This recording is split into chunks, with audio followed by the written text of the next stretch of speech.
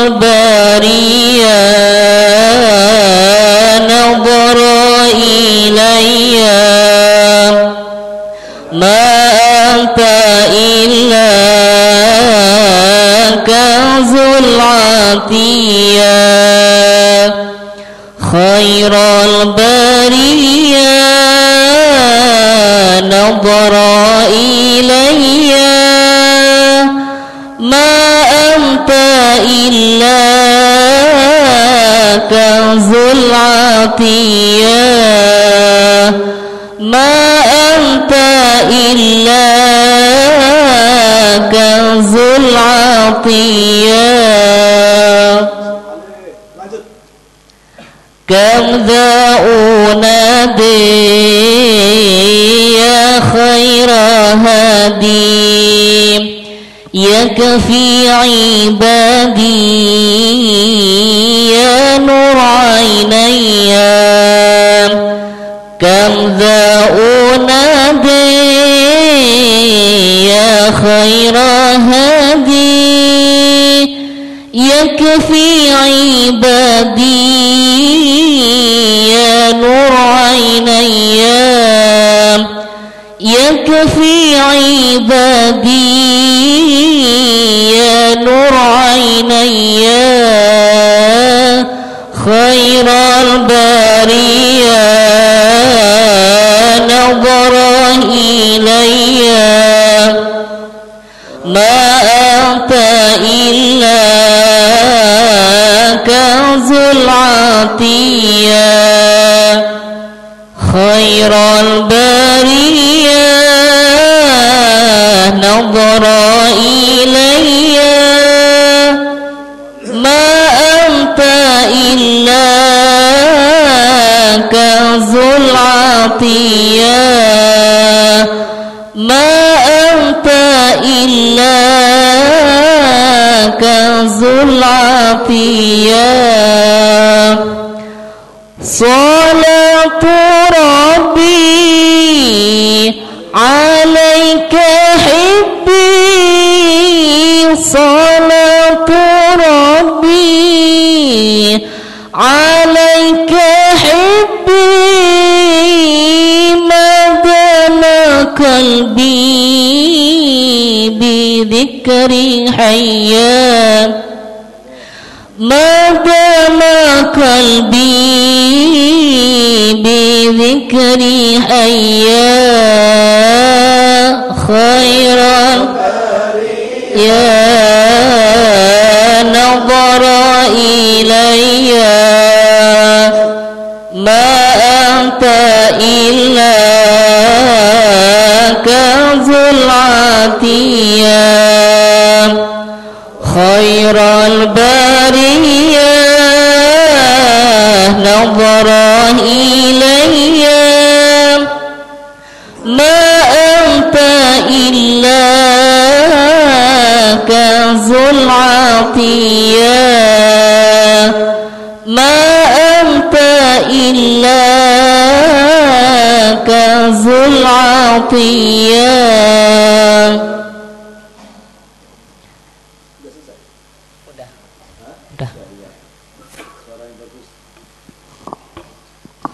Iya, suara yang indah dan namanya orangnya juga indah. Namanya bagus tadi ya? Bagus? Bagus atau bagus? Babus Solihin. Wah, antep namanya. Babus Solihin, itu pintunya orang-orang soleh. Jadi kalau mau jadi orang soleh lewat beliau nih. Insyaallah. Dengar suaranya kita bisa jadi soleh benar nih. Tadi ya khairal bariyah. Jelek suara saya. Coba kita duet. Nah, coba tadi waktu khairal bariyah ini kita jelaskan sedikit.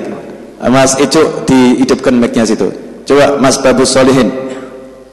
Apa refnya tadi coba? Bismillah. Khairal bariyah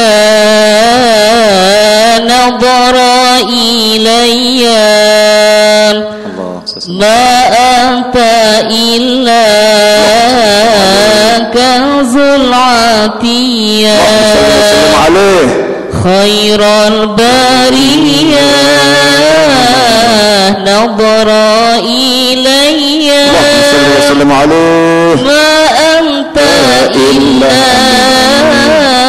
كنز العطية ما أنت إلا كنز العطية. Ahsantum ahsanallah ilaikum.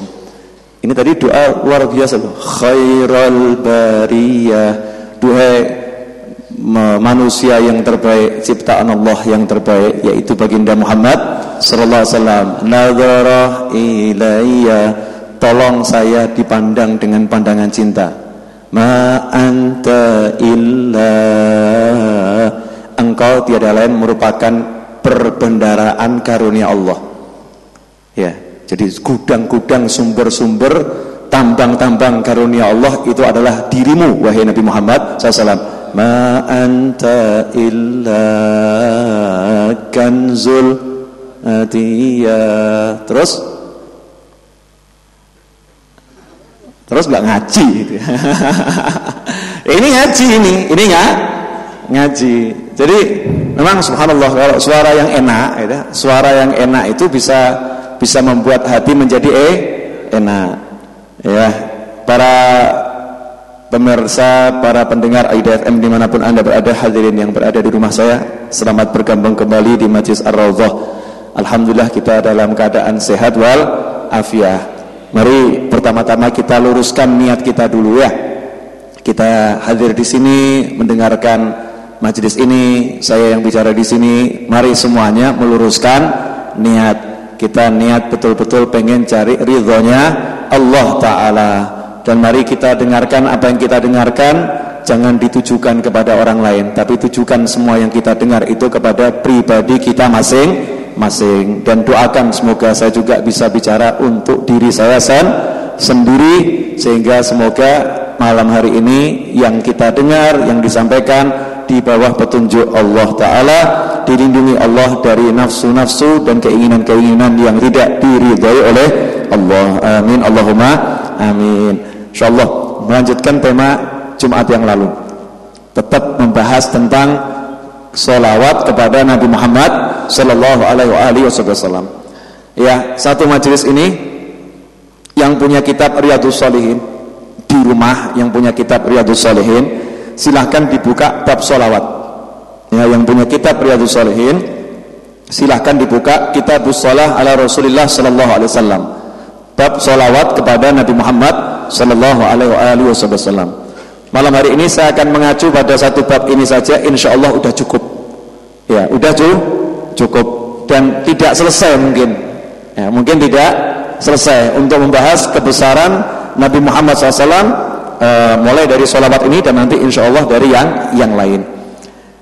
Kemarin sudah kita jelaskan tentang ayat innallaha wa malaikatahu yusholluna 'alan nabi ya ayyuhalladzina amanu shallu 'alaihi wa sallimu taslima. Sudah kita kupas tuh ya, panjang lebar. Nah, selanjutnya kemarin juga sudah disebutkan hadis riwayat Imam Muslim di mana baginda Muhammad sallallahu alaihi wasallam bersabda, "Man shalla 'alayya sholatan sallallahu alaihi biha asyra." Barang siapa bersolawat kepadaku satu kali, sallallahu alaihi biha, maka berkat solawatnya yang satu kali tadi, ya, sallallahu alaihi biha, yakni dengan solawat tadi, berkat solawatnya yang satu kali tadi, Allah bersolawat kepadanya 10 kali. Coba ini kita renungkan kembali. Kita dapat kemuliaan disolawati Allah 10 kali. Karena apa? Karena kita mau bersolawat kepada Nabi satu kali. Pertanyaan saya, coba ini direnungkan sekali. Dari sini tampak tidak cintanya Allah kepada Nabi Muhammad SAW? Hah? Siapa yang mau solawat kepadamu satu kali, aku solawat kepadanya 10 kali.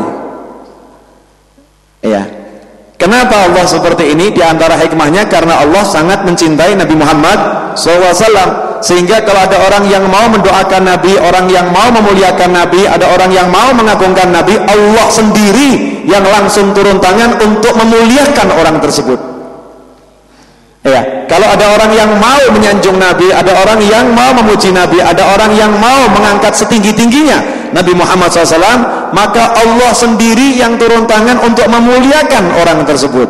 Makanya sampai dalam Sahih Muslim Rasul SAW bersabda, siapa yang bersolawat kepadaku satu kali solawat, maka Allah bersolawat kepadanya 10 kali. Di sini ada 2 hikmah. Yang pertama menunjukkan bagaimana cintanya Allah kepada Nabi Muhammad sallallahu alaihi wasallam.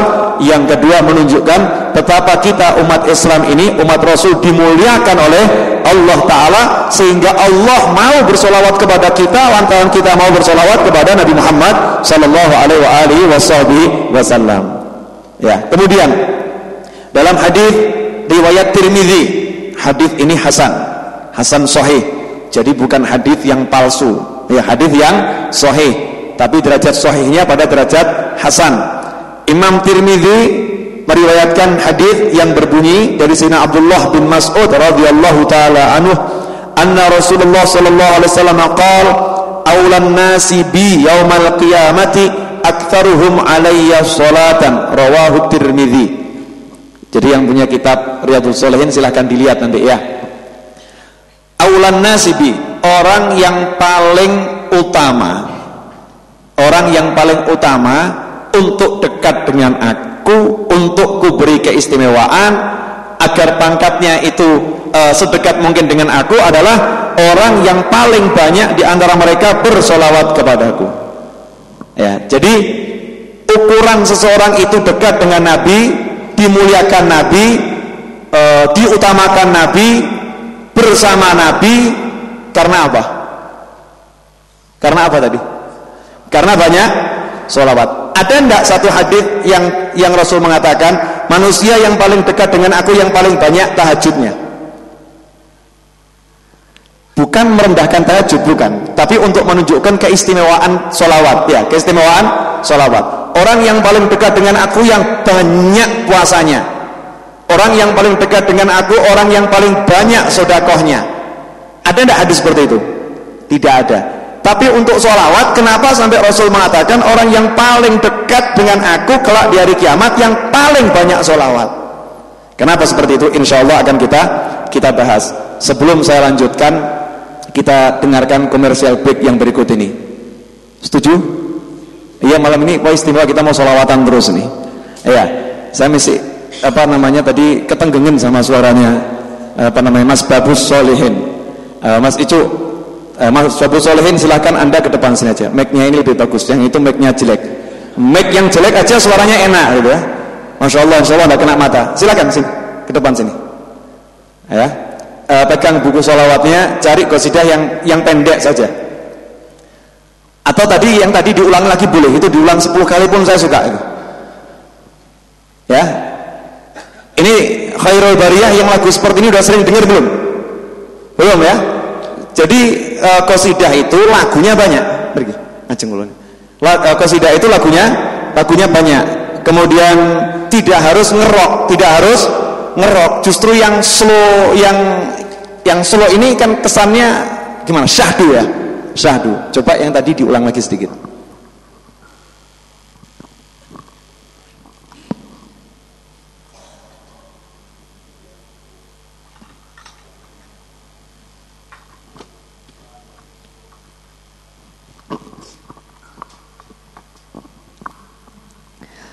Khairul bariyah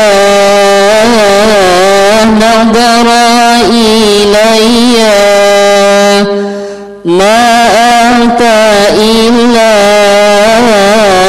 kanzul atiyah. Khairul bariyah nadara ilayya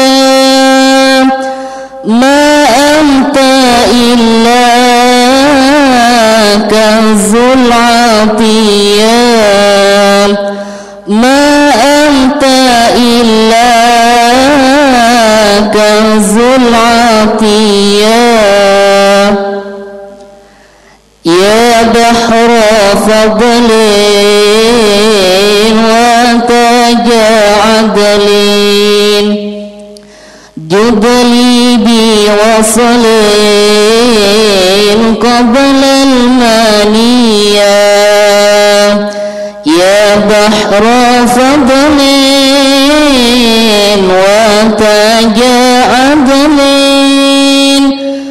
جدلي بوصلين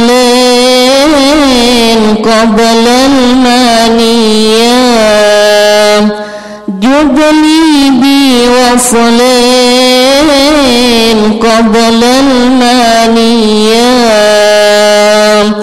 خير البرية نظر إلي ما أنت إلا كنز العطية خير البرية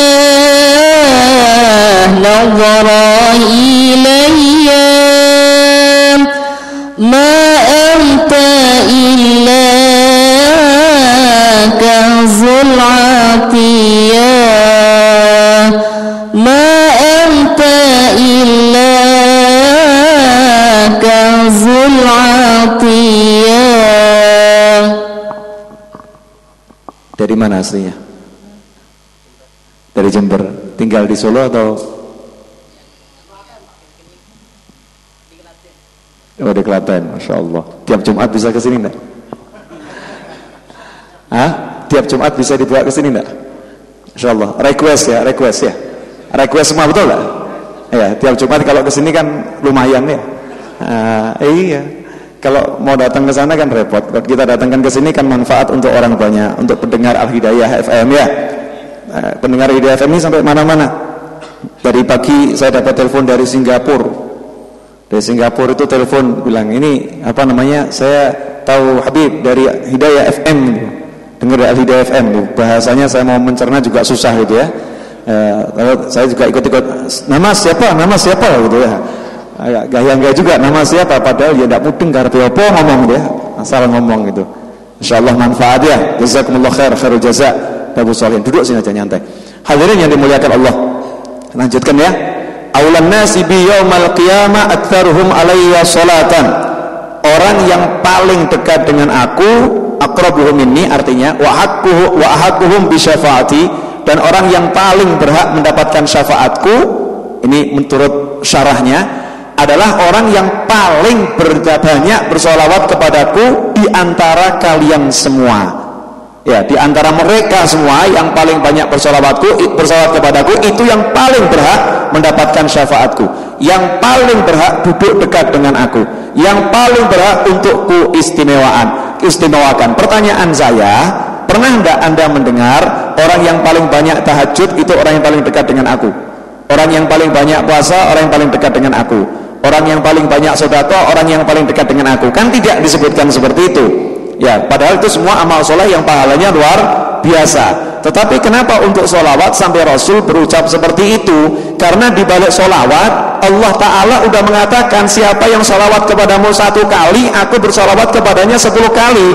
Sedangkan pahala solawatnya Allah ini tidak bisa dibandingkan dengan amal apapun juga. Karena itu Syekh Ibn Athaillah Al-Iskandari dalam kitabnya Tajul Arus, beliau rahimahullah berkata, jika kalian itu udah usia lanjut, dulu masa muda sholat belum beres, puasa juga nggak beres, maka di masa usia tua kalian ini perbanyak sholawat kepada Nabi Muhammad Sallallahu Alaihi Wasallam. Karena jika satu sholawatmu ini dibalas oleh Allah dengan 1 sholawat saja, maka 1 sholawatnya Allah ini telah mencukupi ya dari semua amal solehmu. Sehingga seorang ulama Al-Fakihani mengatakan, andai kata seluruh pahala amal solehnya makhluk dari zaman Nabi Adam sampai hari akhir itu ditawarkan kepada saya, kemudian saya ditawari dapat sholawatnya Allah 1 kali, lakhtartu, aku tentu akan milih sholawatnya Allah yang 1 kali ini daripada pahala amal soleh seluruh makhluk Allah Ta'ala.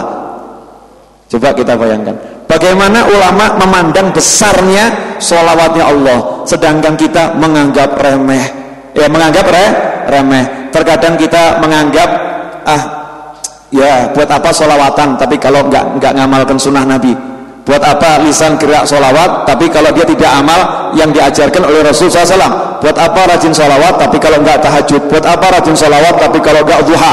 Buat apa rajin sholawat, tapi kalau nggak ini, nggak itu, dan lain sebagainya. Hadirin yang dimuliakan Allah Ta'ala, ucapan seperti ini tampaknya benar ya, tampaknya benar, tapi salah, langsung salah. Kenapa? Siapa bilang orang yang sholawat gak ngamalkan sunnah? Sholawat itu sendiri sudah sebuah kewajiban dan sebuah sunnah. Dengan lisannya berucap sholawat, dia sedang mengamalkan sunnah Nabi Muhammad SAW. Bahkan dia sedang mengamalkan perintahnya Allah Ta'ala, dan dia sedang mengamalkan fi'lullah, perbuatannya Allah Ta'ala.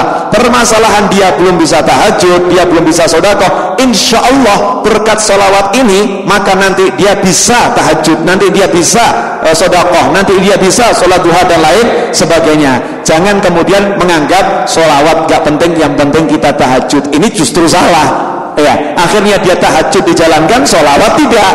Dia pun akhirnya dengan lisannya yang fasih, dia seakan-akan menganggap remeh orang yang lisannya bergerak untuk bersolawat kepada Nabi Muhammad SAW. Dengan begitu dia telah menganggap remeh amalan yang diamalkan oleh para malaikat, karena lisan para malaikat tidak berhenti bersolawat kepada Nabi Muhammad SAW. Dan dia menganggap remeh amalan yang sampai-sampai Allah mengatakan kepada Nabi, siapa yang lisannya mau bergerak bersolawat kepadamu 1 kali, aku bersolawat kepadanya 10 kali.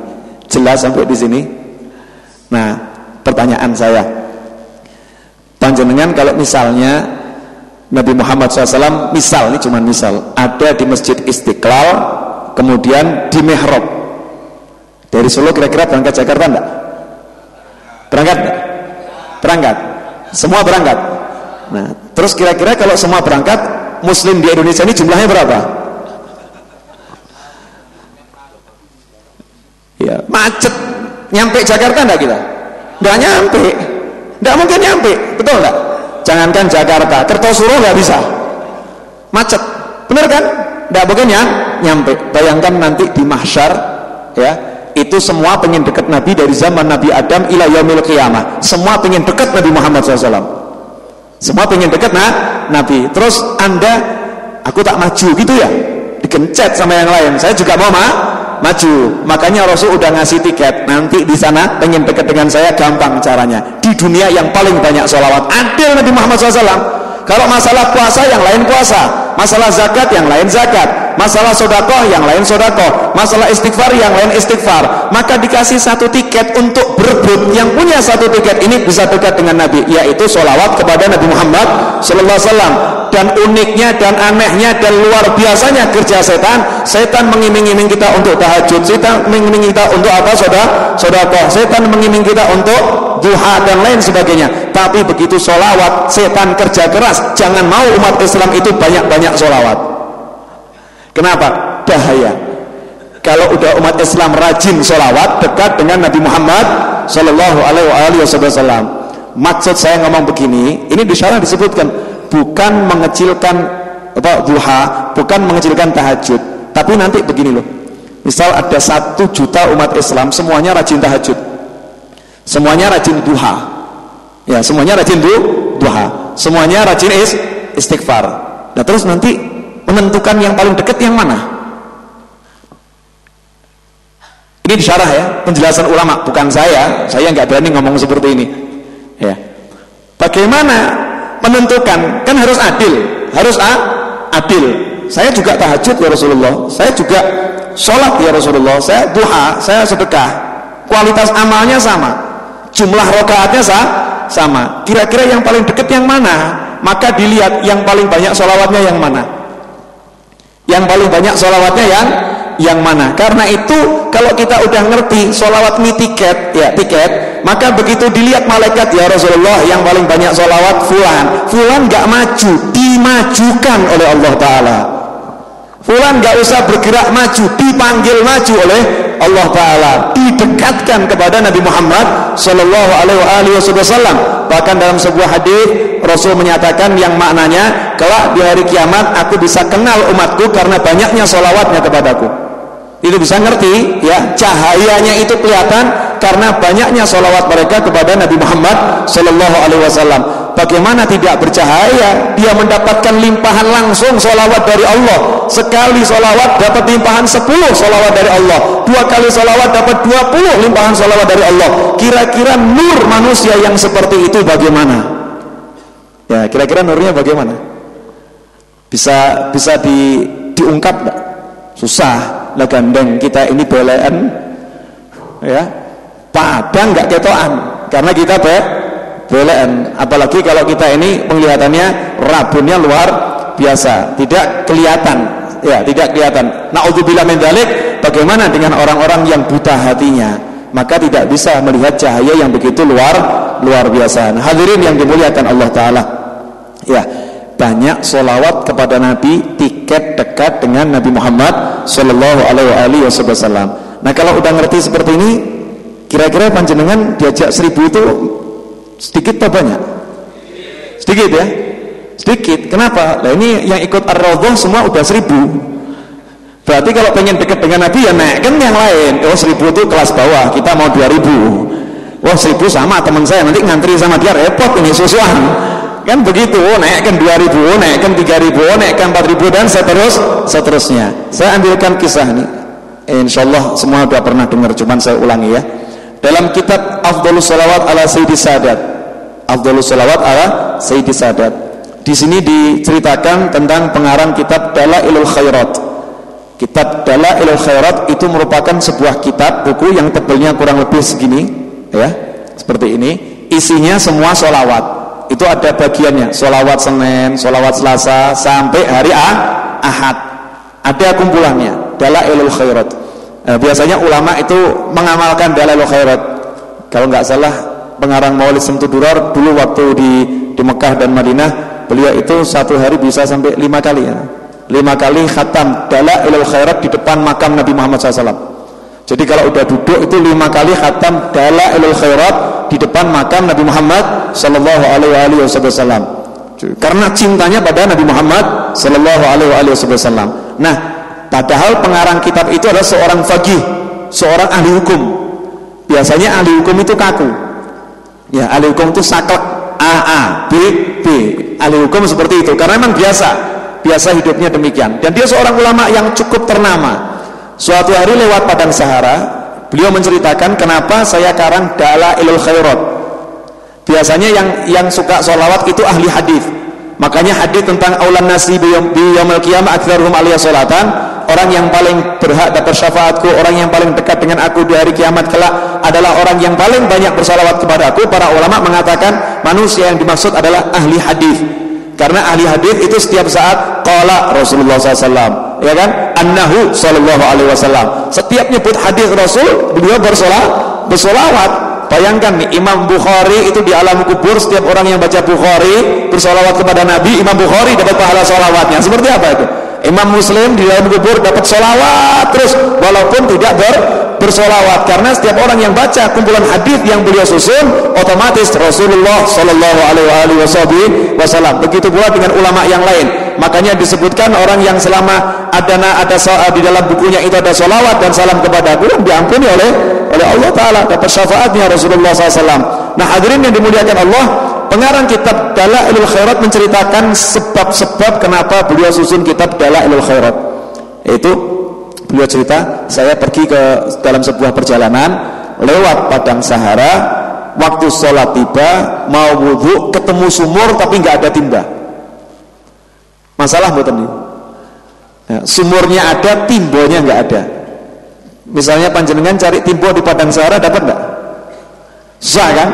Ya, Imam Jazuli namanya. Ya, Imam Jazuli nyari ini, mana timba? Ketika kebingungan seperti itu, ada seorang bocah perempuan, anak-anak perempuan masih kecil, nanya, ya Syekh, wahai guru, kamu kok tampak kebingungan, kenapa? Iya, ini waktu sholat tiba, saya mau sholat, saya harus wudhu, tayamum nggak bisa karena air ada. Nah, saya mau wudhu tapi ternyata timbanya tidak ada. Maka anak kecil itu ngomong, begitu aja kok repot. Gitu aja kok repot. Jalan, kemudian ke mulut sumur, pinggir sumur, meludah ke dalam sumur. Jangan tirukan adegan yang berikut. Kalau belum ahlinya jangan ditirukan. Nanti kalau kita meludah gelas orang disuntak ke kita ya. Kalau belum ahlinya jangan ditiru. Ini anak kecil ini udah ahlinya, pakarnya. Meludah ke dalam sumur tadi, ludah yang kecil ya, tiupan seperti itu. Begitu selesai meludah, air sumur dari dasar naik sendiri. Naik sampai meluber ke atas. Si anak ngomong, silahkan wudhu. Imam Jazuli wudhu, puas ya, buat ngasih bekalnya, kemudian sholat. Setelah itu tanya, wahai anak, saya mau nanya, kamu tadi kok bisa buat air naik, amalan kamu apa? Dijawab, udah nggak usah nanya-nanya, hajat sudah terkabul, bukan urusanmu, ya urusanmu ibu, nggak usah nanya-nanya, urusan saya. Ini saya gabungkan dengan versi cerita yang di buku yang lain ya. Imam Jazuli maksa, enggak, saya mau tahu amalan kamu apa. Loh, kamu ini kok nanya-nanya, kamu tuh siapa tuh? Kok banyak urusan nanya-nanya tentang saya? Jawab, saya Imam Jazuli. Kamu itu Imam Jazuli yang terkenal itu, yang ahli hukum tuh, yang pakar itu, ulama yang hebat itu. Iya, gini aja kok nggak bisa, gimana toh? Bingung saya. Jadi anak kecil ini bingung. Kamu kok yang seperti ini nyari air, mau ngangkat air dari bawah sumur ke atas, bingung. Ya, anak kecil ini bingung. Anak kecil itu kemudian ngomong, kalau bukan kamu yang nanya, nggak saya sebutkan, tidak akan saya jawab. Nah, sesungguhnya saya tidak pernah lisan saya berhenti sholawat, jalan, duduk, berbaring, terus bersolawat kepada Nabi Muhammad SAW. Tadi saya ke mulut sumur, kemudian saya meludah sambil bersolawat. Saya minta berkat solawat, ya Allah, angkat airnya naik ke atas. Air pun naik ke atas. Hadirin yang dimuliakan Allah Ta'ala, ini hal yang kecil. Ini hal yang kecil. Lawang Allah saja solawat, masa air gak nurut? Allah saja solawat pada orang yang mau solawat kepada Nabi Muhammad SAW. Artinya orang ini dimuliakan oleh Allah, diampuni oleh Allah, dirahmati oleh Allah, diberkati oleh Allah. Orang yang mau solawat kepada Nabi, masa air gak nurut? Airnya kalau gak nurut takut. Ya, airnya kalau gak nurut takut. Kenapa? Karena diperintah oleh seseorang yang sudah hidupnya bersolawat kepada Nabi Muhammad Sallallahu Alaihi Wasallam. Nah, kalau udah dengar gini, kira-kira pengen solawat nggak? Aneh. Dengar urusan air naik semangat, dengar Allah solawat 10 kali biasa-biasa saja. Itu loh, manusia itu memang seperti itu. Betul. Ayo, jangan khawatir, waktunya masih ada 1 jam untuk ngobrol. Iya, 1 jam. Enggak, cuma setengah jam lagi. Setengah jam lagi untuk penyampaian materi. Setelah itu kita tanya jawab. Nah, itu Imam Jazuli. Nah, dari dikatakan orang yang paling layak dapat syafaatku yang paling banyak solawat. Waktu itu Habib Husin sudah pernah menceritakan Imam Sufyan Ats-Tsauri ya. Imam Sufyan Ats-Tsauri juga disebutkan di buku ini, nanti bisa dicek. Beliau itu ketika tawaf mengelilingi Ka'bah, lihat ada satu anak muda, zikirnya enggak zikir yang lain, cuman setiap melangkah atau meletakkan kaki, pokoknya jalan, gerak apapun, solawat terus. Selesai tawaf dipegang, ditanya, anak muda, kalau tawaf itu doanya bukan cuma sholawat ya, doanya bukan cuma sholawat, doanya macam-macam, kenapa kamu sholawat terus? Jawabannya sama, kamu kok ngurusi urusan saya, perlunya apa? Fudul mau tahu urusan saya, udah urusan kamu, urusan saya ya. Seperti kalau sekarang ini bid'ah sekaratmu gitu ya, selesai telepon ya, itu bukan apa urusan kamu, ini kan beta. Nabi ngajari doanya tawaf sholawat, ada? Nggak ada kan? Ini ngarang sendiri kan sholawat terus. Hasilnya apa? Imam Sufyan Ats-Tsauri kemudian ngomong, nggak, saya ingin tahu kenapa kamu seperti ini. Dijawab, lah kamu siapa nanya-nanya? Saya Sufyan Ats-Tsauri. Oh, panjenengan Sufyan Ats-Tsauri ya? Kalau bukan panjenengan saya nggak ngasih tahu, karena panjenengan orang besar. Jadi di sini coba lihat ya, orang dulu itu kalau dengar ulama langsung tunduk. Karena tidak ada maqam fawqal ilm, tidak ada maqam yang lebih tinggi dari ilmu. Sehingga siapapun yang punya karomah, kalau sudah disebut ini ulama yang ternama, semua tunduk menghormati. Ya, semua tunduk menghormati. Kenapa? Karena ulama itu pewaris para nabi. Dihormati itu maqamnya, pangkatnya dihormati. Kalau bukan kamu, saya nggak ngomong. Karena engkau, maka saya akan ceritakan. Saya berapa tahun silam berangkat haji bersama ayah saya dan rombongan. Setelah haji ziarah ke Madinah, ke makam Nabi Muhammad Sallallahu Alaihi Wasallam. Ini mungkin ada orang yang suka haji tapi nggak suka ziarah, itu aneh itu. Ya, dalam sebuah hadis disebutkan manhaj, siapa yang haji dia tidak mau menziarahi aku, Rasul bersabda, maka dia telah meninggalkan diriku. Faqad jafani, dia telah meninggalkan diriku, telah menjotak aku, nggak mau sama aku. Kira-kira kalau ada orang berani jotak kanjeng Nabi, meninggalkan kanjeng Nabi SAW, nekat buatan? Nekat ya? Atau mungkin sampai Indonesia ngomong, aku ki haji ini aku orang perlu ziarah gitu. Nekat gak kira-kira? Nekatnya luar biasa. Insya Allah kita nggak seperti itu ya. upayakan kita kalau haji utamakan bisa ziarah kepada Nabi Muhammad SAW. Saya pernah ditanya, Ustadz, pilih mana, ke Mekah atau ke Madinah? Saya bilang, saya senang lihat Ka'bah, tapi saya lebih senang lihat Nabi Muhammad SAW. Loh kenapa? Imannya muslim itu dari zaman dulu sampai hari kiamat tidak ada makhluk Allah yang lebih hebat dari Nabi Muhammad SAW. Sejak kapan dikatakan Ka'bah lebih hebat dari Nabi? Nggak ada. Tidak ada yang lebih hebat dari Nabi Muhammad SAW, meskipun itu surga. Kita bisa kenal Ka'bah karena Nabi Muhammad SAW. Kita bisa tahu tawaf karena Nabi Muhammad SAW. Ya terus lucu, kita lebih muliakan ajarannya, nggak muliakan yang ngajari, kan aneh. Lucu nggak? Ada orang ngajari kita begini ya, terus kita asyik dengan ajarannya, yang ngajari nggak digagas. Kira-kira jengkel nggak?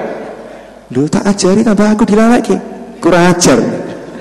Ya, saya ajari macam-macam tapi saya dilupakan. Makanya Rasul bersabda, siapa haji nggak mengunjungi aku telah meninggalkan aku, juta aku. Kurang ajar itu. Ya, termasuk kurang ajar, tidak berakhlak, tidak beradab kepada Nabi Muhammad sallallahu alaihi wasallam. Saya berangkat ke Madinah. Pulang dari Madinah, keluar dari kota Madinah, ayah saya sakit. Gak jauh dari situ ayah saya meninggal dunia. Ya, padahal kafilah udah pergi semuanya, tinggal saya berdua dengan ayah saya. Coba panjenengan bayangkan, ada seorang anak dengan bapak jalan berdua mau pulang ke luar negeri jalan kaki. Bapaknya meninggal, gak punya saudara, teman udah pulang duluan, kira-kira sumpek boten. Baru begitu aja udah sumpah. Setelah itu lihat ayahnya itu wajahnya berubah jadi hitam kelam. Di riwayat yang lain bukan cuma wajahnya, sampai seluruh tubuh hitam, benar-benar hitam. Ya, tadinya kan wajahnya biasa, tiba-tiba jadi menghitam. Artinya apa? Tampak perbedaan yang menyolok sebelum meninggal dan setelah meninggal. Sebelum meninggal kulitnya biasa, setelah meninggal jadi hitam luar biasa. Si anak bingung. Maka wajah ayahnya ditutupi kain sambil nangis, terus sedih, bingung, mikirkan, ayah saya ini kenapa? Ya, ayah saya kenapa? Akhirnya si anak tertidur, saking sedihnya tertidur. Dalam tidur tiba-tiba ada seorang yang gagah mendatangi anak tersebut dan kemudian membuka penutup wajah. Sebelum itu mengucapkan assalamualaikum warahmatullahi wabarakatuh, saya mau tolong ayah kamu. Ya, kemudian dipegang wajahnya, diusap, tubuhnya diusap, setiap tangan ini menyentuh kulit yang disentuh berubah menjadi bersinar terang.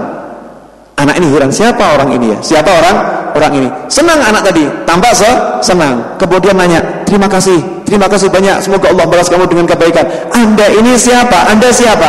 Saya Muhammad. Muhammad siapa? Kamu gak kenal saya? Tidak lah. Kamu ini Muhammad siapa? Saya Rasulmu. Ya, saya Rasulmu sallallahu alaihi wasallam.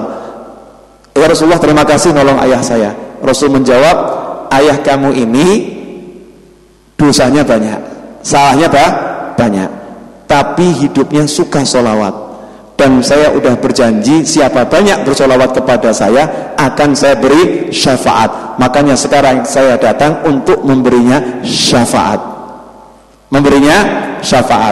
Bangun dari tidur anak tadi, ternyata wajah ayahnya dibuka kain penutupnya, udah bersinar terang benderang.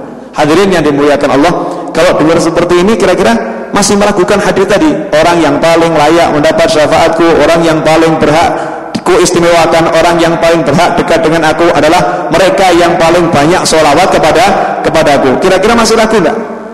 Anda? Kalau enggak ragu berarti yakin. Nah, kalau yakin berarti satu hari berapa kali sholawatnya? Oh iya, ini bisnis akhirat ini. Iya bisnis akhirat. Mohon paham? Lanjutkan ya, insyaallah. Wa an Aus bin Aus radhiyallahu anhu qala Rasulullah sallallahu alaihi wasallam, inna min afdali ayyamikum yaumal jumu'ati fa'akthiru alayya minas salati fihi fa inna salatakum ma'rudatun alayya. Wah, ini menarik ini. Nabi Muhammad SAW bersabda, sesungguhnya hari-hari kalian itu dari semua hari, Senin, Selasa, Rabu, Kamis, Jumat, Sabtu, Ahad, dari 7 hari dalam satu minggu, yang paling utama adalah hari Jumat. Yang paling utama adalah hari Jumat. kalau hari saja ada yang utama, kira-kira manusia ada yang utama enggak? Ya, kira-kira Nabi ada yang paling utama enggak? Dari satu minggu ternyata hari Jumat adalah hari yang paling utama, hari yang paling mulia. Makanya beliau sebagai Rasul yang paling mulia mengatakan, karena itu hendaknya kalian di hari Jumat itu memperbanyak sholawat kepadaku. Ulama membahas kenapa sholawat dianjurkan di malam Jumat dan hari Jumat sebanyak mungkin. Karena hari yang paling utama hari Jumat, maka manusia yang paling utama adalah Nabi Muhammad SAW. Karena itu amal yang paling utama di hari itu adalah bersholawat kepada Nabi Muhammad SAW. Udah lihat apa hubungannya? Manusia yang paling utama, hari yang paling utama, makanya amalnya mendoakan manusia yang paling utama, yaitu bersholawat kepada Nabi Muhammad SAW. Ini yang ngomong Rasul sendiri ya SAW. Kemudian beliau berkata, fa inna sholatakum ma'rudatun alayya, karena sholat kalian itu disodorkan kepada saya. Sholawat kalian ya, karena sebenarnya sholawat kalian semua disodorkan kepada saya. Tadi kita awali majlis dengan sholawat ya. Kemudian saya ngomong juga Allahumma sholli wa sallim alaihi, panjenengan juga sallallahu alaihi wasallam. Semuanya ini sholawat yang kita ucapkan dengan lisan kita disodorkan kepada Nabi Muhammad SAW. Berarti setiap detik Nabi itu dapat laporan sholawat dari seluruh penjuru dunia. Jangan kemudian mengatakan, apa enggak bingung ya Nabi ya? Ya, alam barzah enggak sama dengan alam dunia, alam ruh tidak sama dengan alam jasad. Jangan mengukur semuanya dengan akal kita, karena akal saya, akal panjenengan, akal kita ini terbatas ya, tapi kuasa Allah itu tidak terbatas. Dan Nabi Muhammad SAW ini bukan manusia biasa, beliau adalah pemimpinnya seluruh makhluk Allah. Beliau adalah makhluk Allah yang paling luar biasa. Makanya Allah memberi kekuasaan, kekuatan, kemampuan, kehebatan yang luar biasa. Jangan diukur dengan kemampuan kita yang biasa-biasa saja. Bisa diterima? Ya, lanjutkan ya. Disodorkan. Sahabat nanya, wajar sahabat nanya, ya Rasulullah, wa kaifa tu'radu salatuna 'alaika wa qad aramta? Ya Rasulullah, bagaimana salawat kami bisa disodorkan kepada panjenengan, kepada Anda, sedangkan panjenengan kan sudah meninggal dunia, tubuhnya kan sudah hancur. Ya, tubuhnya sudah hancur. Dari pertanyaan ini menggambarkan bahwasannya sholawat itu disodorkan kepada Nabi Muhammad SAW dengan tubuhnya yang hidup, dengan ruhnya yang hidup. Ya, karena sahabat ngomong, engkau sudah hancur, jadi tulang belulang. Bagaimana bisa disodorkan? Rasul menjawab, qala yaqulu bulita, qala innallaha harrama 'alal ardi ajsadal anbiya. Sesungguhnya Allah mengharamkan bumi memakan jasad para nabi. Jadi kalau ada jasad para nabi dimasukkan ke dalam bumi, buminya enggak berani makan, yang namanya cacing, yang namanya apa, semua menyingkir, sehingga jasad anbiya wal mursalin masih utuh. Artinya sholawat kita disodorkan kepada nabi yang jasadnya masih utuh, nabi yang ruhnya selalu hidup. Lalu bedanya apa? Bedanya apa ya? Antara jasad nabi yang masih hidup utuh ya dengan jasad manusia yang lain. Dikatakan para syuhada, para aulia, para soleh, para anbiya itu dikubur mereka hidup. Hidup itu tubuhnya juga hidup, meskipun tubuhnya nggak bergerak, tapi tubuhnya hidup, tubuhnya nggak mati. Buktinya apa? Sayyidina Hamzah rahimahullah radhiyallahu ta'ala anhu, paman Nabi yang gugur sebagai syuhada di medan Uhud. Ketika medan Uhud itu digali untuk dipindah, ya pemakamannya dipindah karena dibuat jalan atau pengairan. Waktu itu makam Sayyidina Hamzah digali, alat yang digunakan untuk menggali menyentuh tubuh beliau. Setelah 40 tahun tubuhnya masih utuh. Ketika linggisnya atau alat yang digunakan untuk mencangkul ini kena tubuhnya, maka tubuh yang udah 40 tahun ini mengeluarkan darah segar. Saya mau nanya, mayat mana yang bisa mengeluarkan darah segar? Kalau mati bisa keluar darah enggak? Kalau darah bisa ngucur segar warna merah, kira-kira mati atau hidup? Hidup. Lah itu artinya hidup itu ya hidup, benar-benar hidup. Tapi jangan dibayangkan seperti yang loncat-loncat gitu, bukan. Itu kan rendah sekali. Ya, ini hidup dalam kemuliaan ya, dijaga oleh Allah, jasadnya benar-benar masih hidup dalam arti tidak rusak dan keluar darah layaknya manusia yang lain. Nah, hadirin yang dimuliakan Allah Ta'ala, kalau udah tahu sholawat kita. Ini hadis riwayat Abu Dawud ya, bi isnadin sahih, sanadnya sahih. Kalau udah tahu sholawat kita disodorkan kepada Nabi, dipamerkan kepada Nabi Muhammad SAW.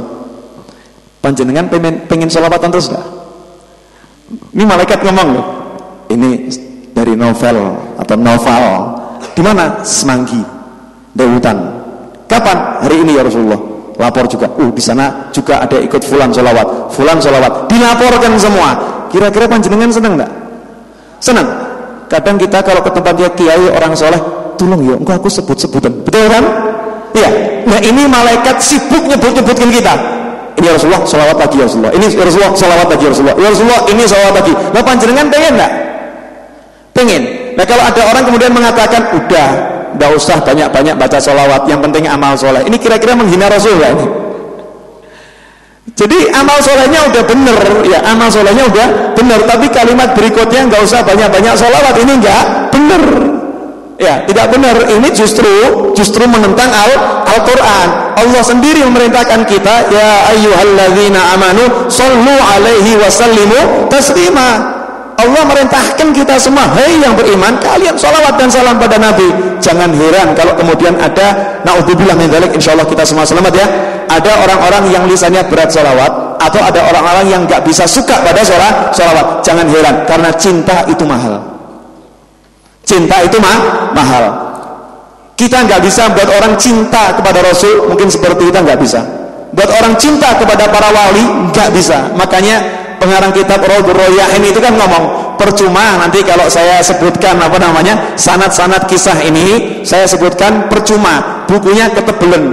Kalau yang percaya nggak usah disebutkan juga percaya, yang nggak percaya kalau saya sebutkan juga nanti tidak percaya. Jadi percuma, nggak usah.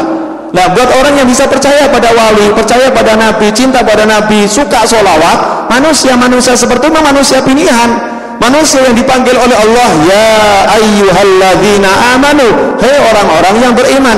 Jadi yang bisa memenuhi panggilan Allah, yang memang punya iman yang sebenarnya, yang punya hakikat iman, bukan cuma iman dalam sebutan, tapi betul-betul hatinya iman pada Allah dan Rasulnya.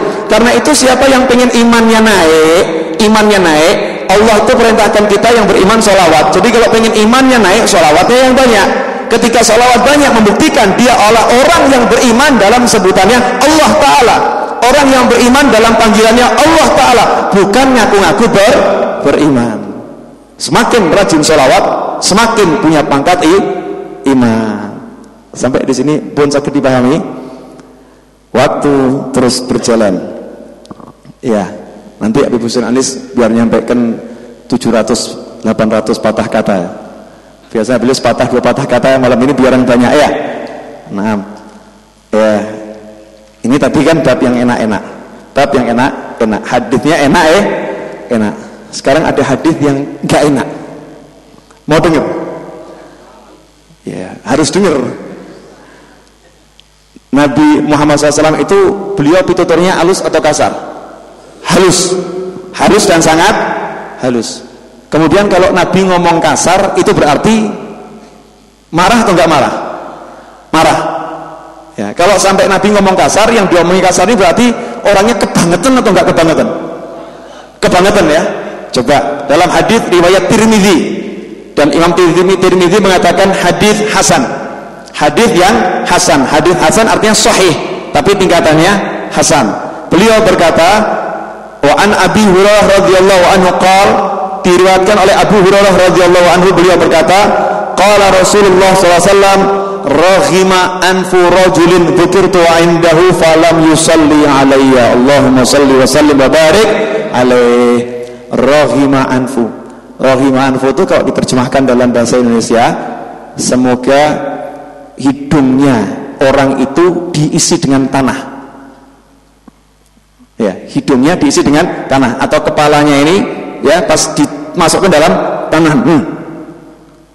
Didoakan rohima anfu rajulin, semoga hidungnya diisi dengan tanah seseorang kalau aku disebutkan di hadapannya tidak mau bersalawat kepadaku, Allahumma shalli wa sallim wa barik alaihi. Kira-kira ini omongan Nabi keras atau enggak keras? Sangat keras, karena Nabi SAW itu seorang yang sangat halus. Kalau sampai beliau ngomong seperti ini berarti orang yang enggak mau sholawat itu kebangetan gitu loh. Ya, kebangetan. Lah kok kemudian ada orang menganggap sholawat itu remeh, gak mau ucap sholawat Nabi disebut SAW, orang itu dikatakan semoga hidungnya diisi dengan tanah. Kalau dalam bahasa Arab itu penghinaan yang luar biasa, suatu yang sangat buruk. Nah ini kalau sampai Nabi ancamannya seperti itu, maka sebagian ulama mengatakan hukumnya wajib membaca sholawat ketika nama Nabi Muhammad SAW disebutkan. Hukumnya wajib karena ancamannya sampai seperti itu. Bisa dipahami? Iya. Kaget? Hah? Gumun? Nah sekarang saya balik ya. Ini faham mukhalafah. Kalau orang yang Rasul SAW disebutkan di hadapannya dia enggan sholawat, itu didoakan semoga hidungnya diisi dengan tanah. Sebagai bentuk ini di syarah disebutkan kinayah anil wal haqarah. Ini suatu kiasan tentang betapa hinanya, ya, penghinaan pada orang tersebut. Kalau ada orang yang disebutkan Nabi Muhammad SAW dia enggan sholawat, dihina seperti itu. Kira-kira kalau Nabi belum disebutkan, orang itu udah nyebut-nyebut Nabi dan sholawat, kira-kira bagaimana? Kalau Nabi disebutkan SAW, orang nggak mau sholawat, maka orang itu terhina. Pertanyaannya, kalau Nabi belum disebutkan, orang itu udah inisiatif dari dirinya sendiri, pengen sholawatan, pengen nyebut-nyebut Nabi Muhammad SAW, kira-kira bagaimana?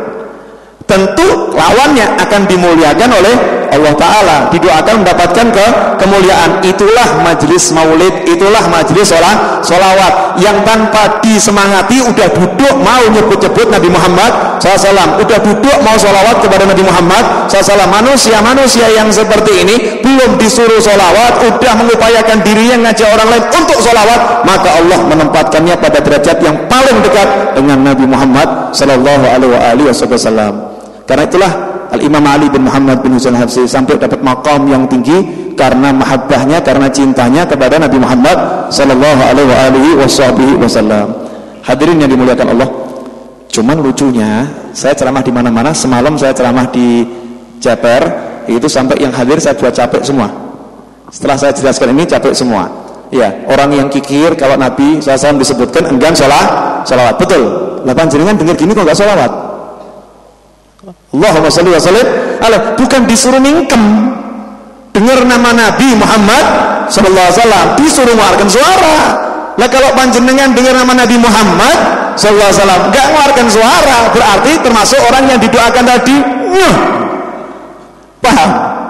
Nah, bayangkan sekarang kalau umat Islam begitu, Nabi Muhammad sallallahu alaihi wasallam di satu majlis yang datang 5.000, yang datang 3.000, yang datang 10.000, duduk bersama 3 orang, 4 orang, setiap kali nyebut Nabi Muhammad sallallahu alaihi wasallam, semuanya kompak seperti itu. Ada orang non muslim yang lewat kagum enggak?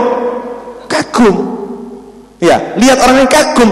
Tampak kalau Nabi itu diagungkan, Nabi dimuliakan. Loh, umat Islamnya sendiri aja yel-yel, ini nih yel-yel memuliakan Nabi Muhammad SAW enggak dijalankan. Bagaimana ada pengagungan dalam dirinya? Mohon paham. Nabi Muhammad sallallahu alaihi wasallam. Mau saya baca capek panjenengan. Rasulullah sallallahu alaihi wasallam. Ya, kekasih kalian sallallahu alaihi wasallam. Asyik enggak? Ini jangan lupa loh seterusnya, bukan cuma malam ini.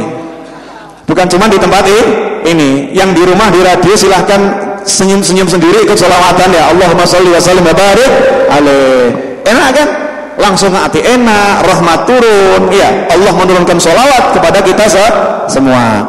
Nah, hadirin yang dimuliakan Allah, ini ada satu hadis riwayat Abi Dawud dengan sanad yang sahih. Hadis ini sering dijadikan oleh orang-orang untuk hal yang kurang pas. Jadi hadisnya benar, tapi kemudian penjelasan ulamanya benar, tapi kemudian dipahami dengan cara yang tidak benar. Di mana Rasul SAW bersabda, la taj'alu qabri 'aidan, la taj'alu qabri 'aidan, wa sallu 'alayya fa inna salatakum tablughuni haitsu kuntum. Rawahu Abu Dawud bi isnadin sahih. Janganlah kalian menjadikan makamku sebagai hari raya. Jangan kalian menjadikan makamku sebagai hari raya. Dan sholawatlah kalian dimanapun kalian berada, karena sesungguhnya sholawat kalian akan sampai kepadaku. Allahumma sholli wa sallim wa barik alaih. Coba ini kita bahas sedikit. Jangan jadikan kuburanku sebagai hari raya. Dibahas ulama dua artinya. Jangan jadikan kuburanku sebagai tempat perayaan hari raya, jangan jadikan kuburanku dikunjungi seperti hari raya. Yang mana hari raya itu datangnya cuma setahun sekali. Hadis ini menunjukkan anjuran untuk banyak ziarah kepada Nabi Muhammad SAW. Sekaligus aturan ketika berziarah, jangan seperti ketika kita hari raya. Ketika kita di tempat pesta hari raya, di situ kan nggak ada adab sukanya, yang loncat-loncat, yang ketawa terbahak-bahak, ya kan? Nah, di makam Nabi nggak boleh seperti itu. Di makam Nabi itu ada aturan. Kalau Nabi hidup, maka kita akan bicara juga dengan suara lirih. Kalau Nabi hidup, kita akan tidak berani sedekat mungkin dengan Nabi karena wibawanya. Maka ketika Nabi meninggal dunia, Nabi nggak pernah meninggal, Nabi juga hidup. Maka perlakukan Rasulullah SAW ya seperti itu. Artinya apa? Kita pun juga kalau berdoa, kita kalau bersuara, suaranya tidak terlampau keras. Karena apa? Karena di hadapan kita ada Nabi Muhammad SAW. Adab itu adalah ajaran untuk beradab kepada Nabi Muhammad SAW. Tapi ada orang yang kemudian nggak paham, justru mengatakan jangan ziarah ke makam Nabi dengan hadis ini. Kan aneh.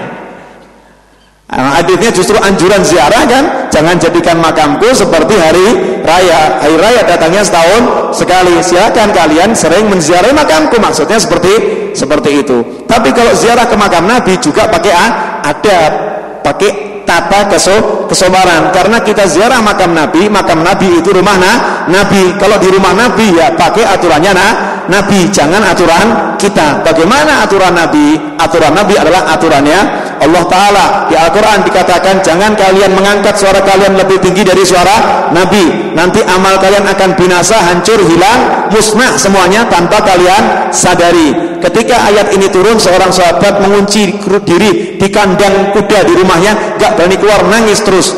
Ketika dijenguk oleh temannya ini diutus oleh Nabi, kenapa fulan gak pernah kelihatan? Maka Rasul mengutus orang tersebut untuk menyelidiki apa yang terjadi, sakitkah dan lain sebagainya.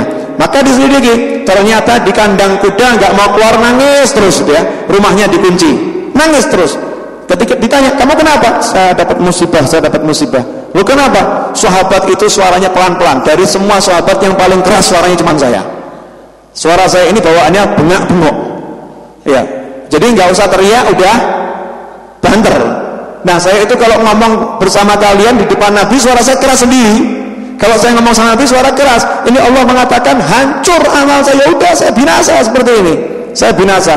Itu sahabat tuh suka menuduh dirinya sendiri, takut pada wahyu Allah. Maka lapor kepada Nabi Muhammad SAW, ya Rasulullah, ini sebabnya seperti ini. Sampaikan kepadanya, dia nggak termasuk yang seperti itu. Ya, dia bukan yang seperti itu. Dia akan bersamaku nanti di surga. Karena orang-orang yang beriman dan amal soleh yang mencintai Rasulullah nanti akan diletakkan bersama para nabi, para siddiqin, para syuhada dan para solehin. Nah, hadirin yang dimuliakan Allah, ketika ziarah Nabi ya kita juga adab. Termasuk orang yang kurang beradab, yaitu ketika di makam Rasulullah SAW kemudian dengan handphone motret makam. Ini saya pernah ketika di Masjid Nabawi, ada anak muda. Kan orang semua pakai handphone motret ya, bukan motret makam. Saya mau nyoba di dalam Masjid Nabawi, mau motret suasana masjid itu, ada anak muda, ya Syekh, mutasawwir, jangan motret, adab bin Nabi. Yang adab kamu dengan Nabi. Ini bukan polisi, bukan apa, ini warga Madinah. Alus ngomongnya. Saya bilang jazakumullah khair wal afu wal ma'adri. Saya kantongi handphone saya minta maaf yang banyak, saya nggak ngerti ya, tolong maafkan saya ini. Saya ngomong lembut sekali. Dia tanya, kamu punya akhlak yang baik, kamu ini orang mana? Nanya. Biasanya orang dikasih tahu gitu marah gitu kan ya. Nah, apa urusan kamu apa? Ini saya nggak usah ngomong ini. Tapi karena ini saya teguran, saya rasa ini teguran bener, ini nggak pantas. Masa di dalam masjidnya Rasulullah SAW kita seperti turis yang cepret turis. Ini mau ngadep Rasul atau mau turis?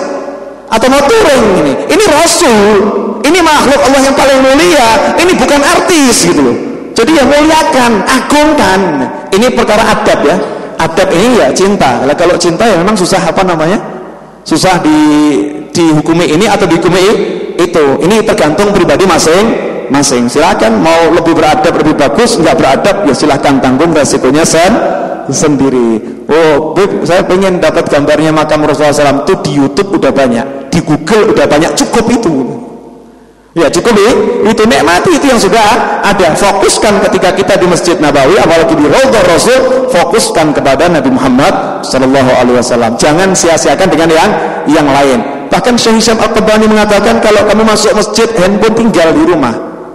Masuk masjid itu handphone tinggal di rumah. Lah kok mau-maunya dunia ini kita bawa ke masjid ngadep Allah itu. Kok mau-maunya ya?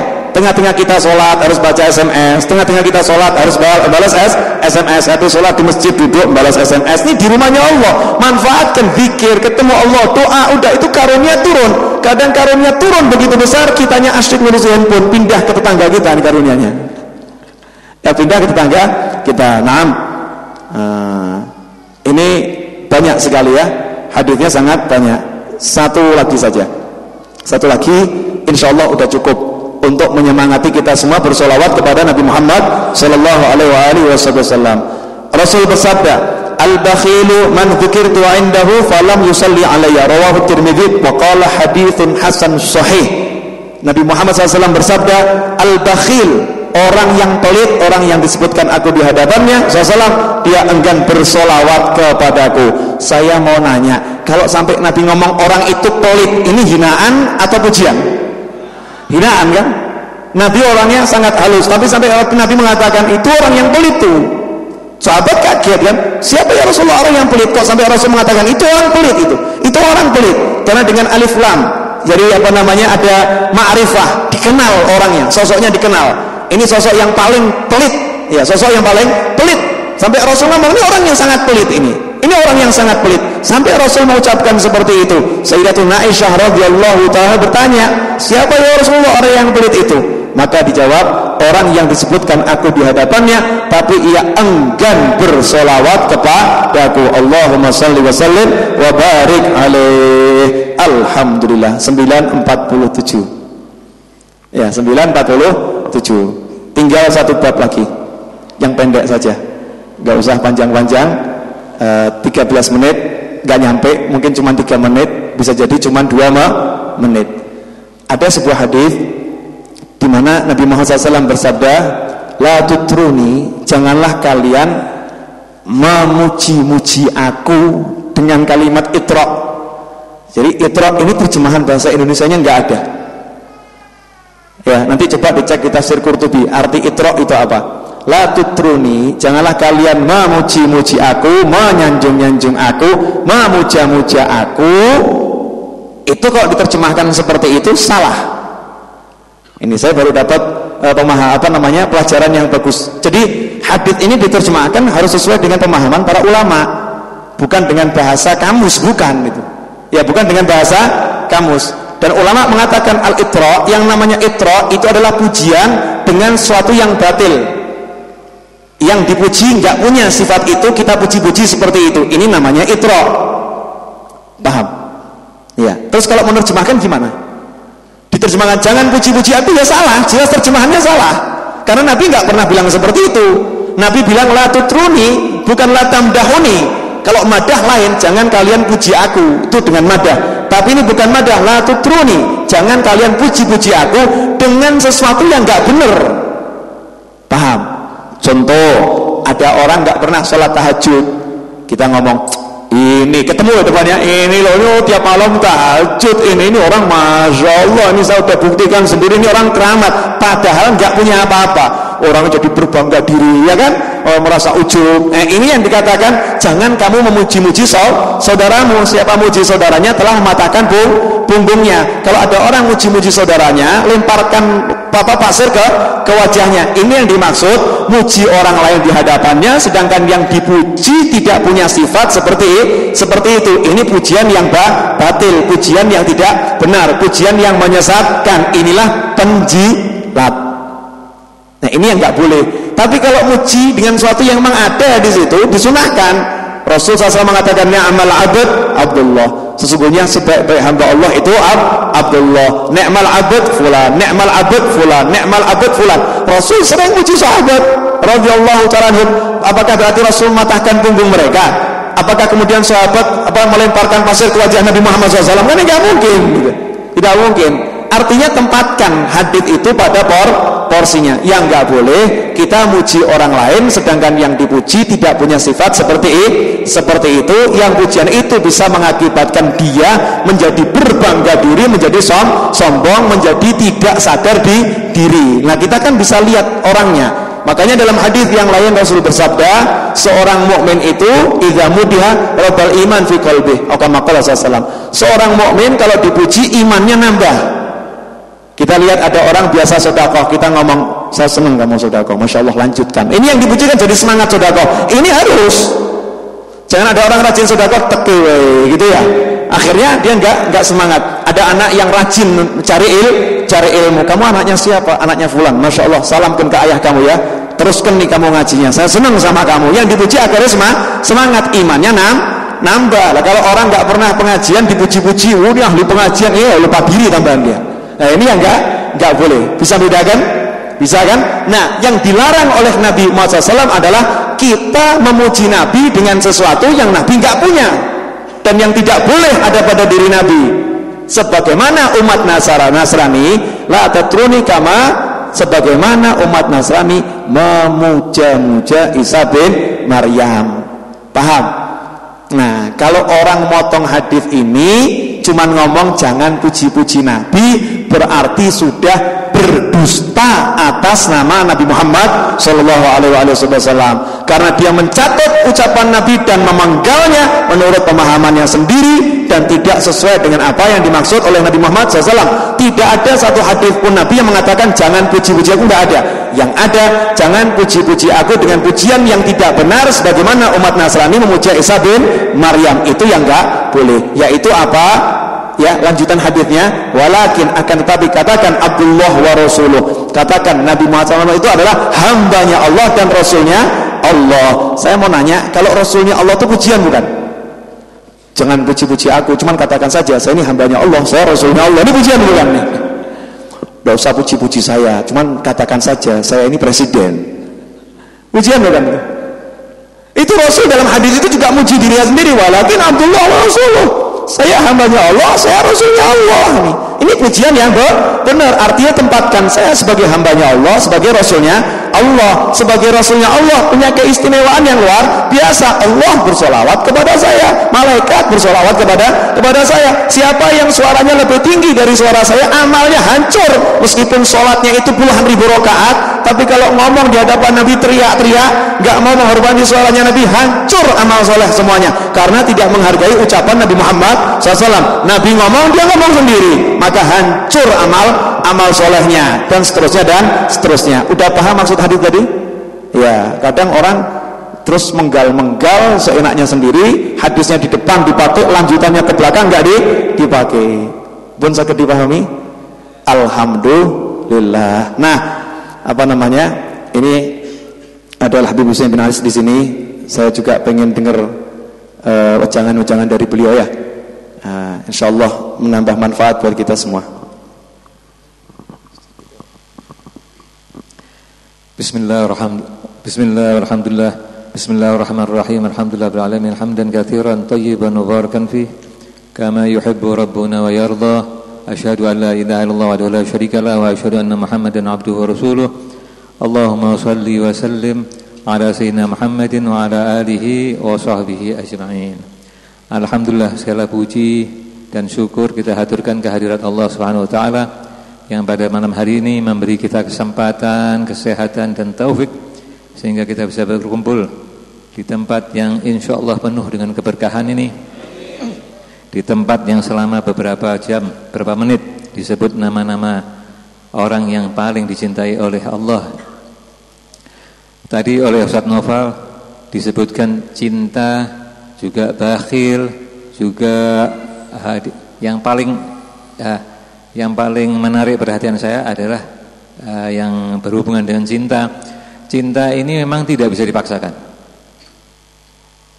Jadi ciri-ciri dari orang yang cinta itu adalah orang yang sering menyebut nama orang yang dicintai. Tapi kita kalau belum punya rasa cinta, kita balik. Kita sebut sebut nama orang yang kita cintai dengan harapan akan timbul di hati kita rasa cinta. Yaitu kita sebut-sebut nama Nabi Muhammad sallallahu alaihi wasallam.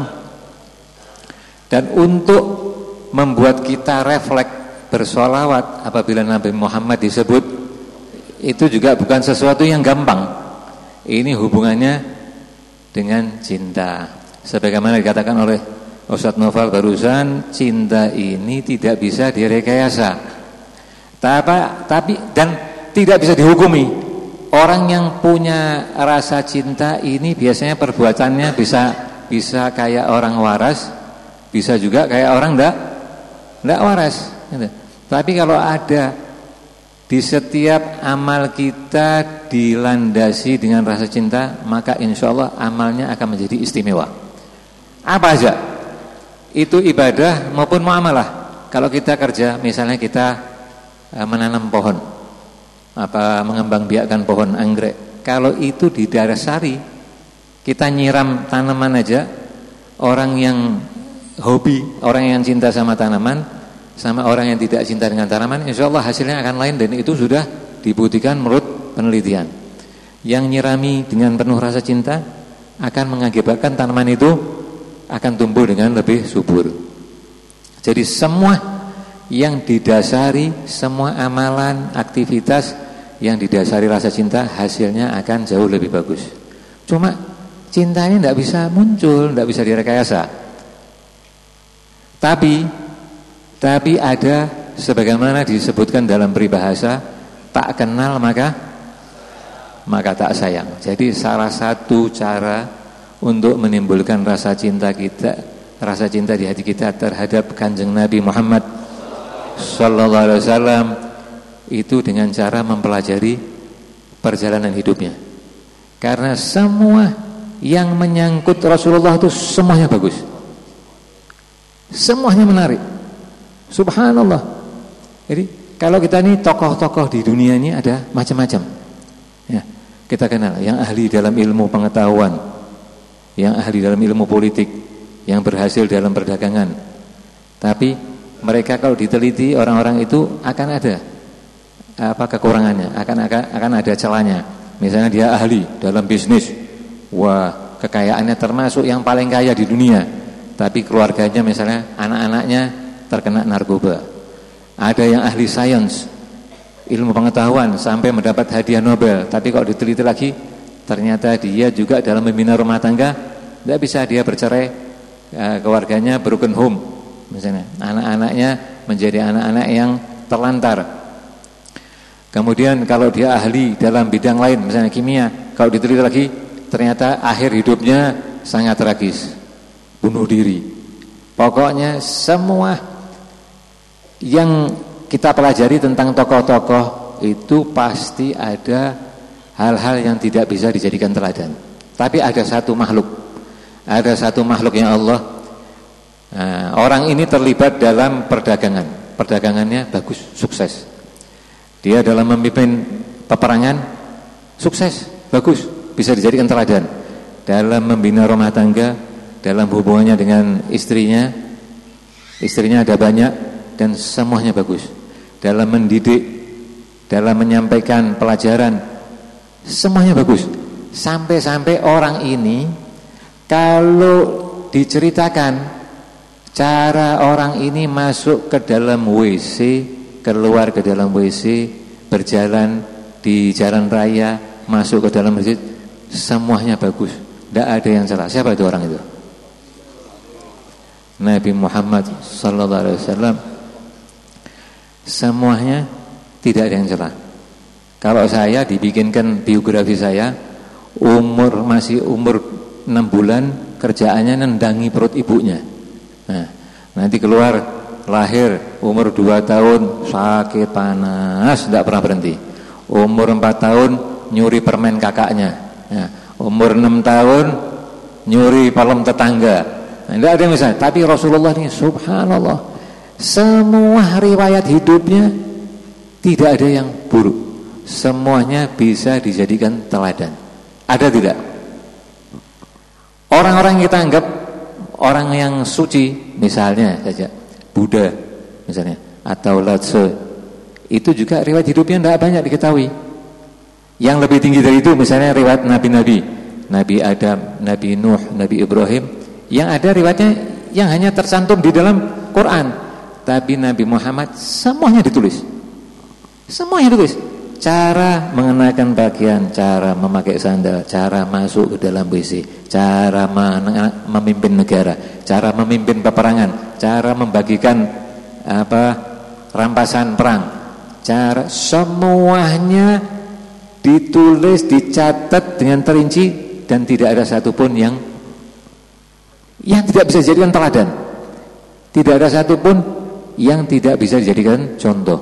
Itulah sifat dari Kanjeng Nabi kita Muhammad SAW. Itulah sebabnya kalau kita ini mengucapkan tiap pagi raditu billahi rabba wa bil islami dina wa bi Muhammadin sallallahu alaihi wasallam nabiyan wa rasula, itu sangat banyak fadilahnya sangat besar. Jadi Rasulullah ini, kita ini kira-kira beruntung tidak mempunyai nabi seperti Nabi Muhammad sallallahu alaihi wasallam. Sudah seperti ini, Nabi ini sangat perhatian kepada umatnya. Dari mulai di Mekah, periode Madinah, sampai nanti di hari kiamat, yang diingat cuma umatnya. Dari periode di Mekah 13 tahun, itu yang namanya celaan, cacian, gangguan, kalau boikot, itu tidak pernah berhenti. Kita kalau dicaci orang sekali aja mungkin seminggu tidak bisa tidur kita. Bisa-bisa sebulan tidak bisa tidur. Yang namanya cacian, makian itu merupakan sarapan sehari-hari dari Rasulullah semenjak beliau mengumumkan risalah, semenjak beliau mengumumkan bahwa dirinya adalah Nabi, 13 tahun di Mekah. Kemudian setelah itu apa? Apakah berakhir penderitaan itu? Tidak. Terpaksa Rasulullah bersama sahabatnya hijrah. Hijrah ini bukan sesuatu yang gampang. Meninggalkan pekerjaan, meninggalkan orang yang dicintai, bisa bapak, ibu, istri atau anak, pergi ke tempat yang masih asing di sana. Periode Madinah itu berapa? 10 tahun. Dalam 10 tahun itu ada lebih dari 50 kali peperangan. Kira-kira Rasulullah ini pernah istirahat tidak? Kalau dilihat menurut sahabat itu Rasulullah jalan dari utara ke selatan, sementara lagi tampak dari barat ke timur, sementara lagi dari timur ke barat. Terus beliau tidak pernah nganggur, tidak pernah berhenti, terus berusaha memberikan hidayah, sampai Allah dalam Quran 2 kali menyebutkan la'allaka bakhi'un nafsaka alla yakunu mu'minin. Kamu ini bisa-bisa, kata Allah, kamu ini ya Muhammad bisa-bisa membinasakan diri kamu karena usaha kamu untuk memberikan hidayah kepada umat manusia. Di Madinah Rasulullah menghadapi kaum kufar, kaum munafik, musuh dalam selimut, dan kaum Yahudi. Orang-orang Yahudi itu kira-kira gampang enggak ngadepinya? Itu yang dihadapi Rasulullah selama 10 tahun, 50 kalau tidak salah 57 kali peperangan. Jadi tidak pernah istirahat. Setelah itu nanti apa? Di akhirat nanti, ketika orang-orang umat manusia di mahsyar bingung karena Allah pada saat itu menunjukkan kekuasaannya, menunjukkan kemarahannya, orang-orang bingung datang ke Nabi Adam. Nabi Adam bilang nafsi nafsi, seperti kita zaman sekarang ini, diriku diriku, nafsi nafsi. Karena Nabi Nuh begitu, karena Nabi Musa begitu, sampai akhirnya ke Rasulullah SAW. Apa yang dikatakan oleh Rasulullah? Nafsi nafsi? Bukan. Beliau mengatakan ummati ummati. Itulah. Jadi kalau setiap hari kita tuh mengucapkan jazallah sayyidina Muhammadan anna khairan, jazallah sayyidina Muhammadan anna ma huwa ahlu, sudah pantas.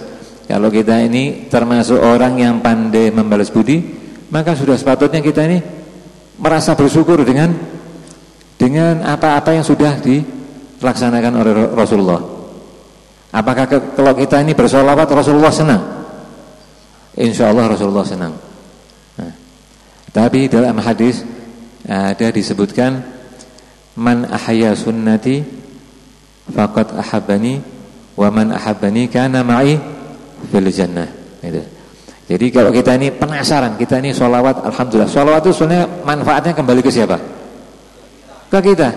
Karena sholawat kita ini dibandingkan dengan sholawatnya Allah, apa artinya? Bayangkan sholawat kita dibandingkan dengan sholawatnya malaikat. Kan ayat itu kan luar biasa ya. Sebetulnya tadi yang dibacakan oleh Ustaz Naufal itu hadis-hadis luar biasa. Tapi sebetulnya ayat Quran satu itu aja, innallaha wa malaikatahu yusholluna 'alan nabi ya ayyuhalladzina amanu shallu 'alaihi wa sallimu taslima. Itu kalau kita renungkan sudah cukup. Kita tidak bisa bayangkan betapa tinggi kedudukan Rasulullah, tidak bisa kita bayangkan. Coba nanti sampai rumah kita renungkan. Diawali dengan inna, itu penegasan sesungguhnya bahwa Allah yang maha suci, yang maha mulia, yang maha kuasa, yang terkumpul semua sifat-sifat baik pada diri, semua sifat-sifat baik itu ada pada diri Allah Subhanahu wa taala dan para malaikat. Malaikat itu makhluk Allah yang seperti apa? Yang selalu taat melaksanakan perintah dan tidak pernah bermaksiat. Kemudian ucapannya, khitabnya ditujukan kepada siapa? Kepada orang-orang yang beriman. Ya ayyuhalladzina amanu, wahai orang-orang yang beriman, kamu itu yang lemah, yang tidak kuasa, yang tiap hari selalu melakukan dosa, yang gampang berputus asa. Kamu itu bersolawatlah agar kamu, kedudukan kamu seperti kedudukan dua yang tadi di depan. Kedudukannya seperti yang dicapai oleh agar kamu itu menjadi orang yang taat, orang yang tidak pernah bermaksiat, orang yang merangkum semua sifat-sifat terpuji. Itulah kalau kita mau renungkan satu aja sudah menunjukkan, kita tidak bisa bayangkan bagaimana tingginya kedudukan Rasulullah sallallahu alaihi wasallam. Tadi saya khutbah Jumat, khatibnya berkata, ada seorang soleh mimpi kemudian didatangi oleh Rasulullah, dicium bibirnya. Kata Rasulullah, ini adalah ciuman untuk orang yang bersolawat 1000 di siang hari dan 1000 di malam hari. Waduh, saya dengar itu, ada cerita terakhirnya. Saya ini beberapa hari ini sempat mikir karena di masjid yang sama ada satu orang yang kan kalau saya datang, itu saya kalau datang agak awal ya, masih sedikit orangnya insyaallah. Saya baca surat Kahfi biasanya. Katanya orang yang baca surat Kahfi itu dia diberi sinar sampai Jumat yang berikutnya. Saya tuh orang yang sering fudul. Sebenarnya fudul itu tidak bagus. Tapi saya kalau lihat orang itu ibadah, saya biasanya tanya, apa sih yang kamu baca? Ini orang minggu pertama diem, yang minggu kedua saya paksa. Kamu itu apa yang kamu baca? Kok kelihatannya asyik kamu? Waktu Bapak di masjid itu, dia ngadepnya bukan ngadep ke kiblat tapi ngadep ke selatan. Itu sambil senderan. Saya baca sholawat. Berapa kali sholawatnya? Saya baca 5.000 kali. Loh, kamu di sini mulai jam berapa? Ya saya di sini mulai jam 10 surapat tadi. Loh, kok bisa? Nah, ini jangan-jangan sholawatnya sholawat. Nah, saya pikir sholawatnya cuma gitu. Itu aja mungkin 5.000 belum tuh bisa. Saya tanya sirahnya, kalimatnya sholawat itu seperti apa? Kata dia, Allahumma sholli wa sallim ala sayyidina Muhammad wa ala ali sayyidina Muhammad. Saya bilang, saya kalau baca itu 1000 insya Allah butuh waktu 45 menit. Lu kamu kok bisa? Saya baca itu kira-kira 1/4 jam. Ini.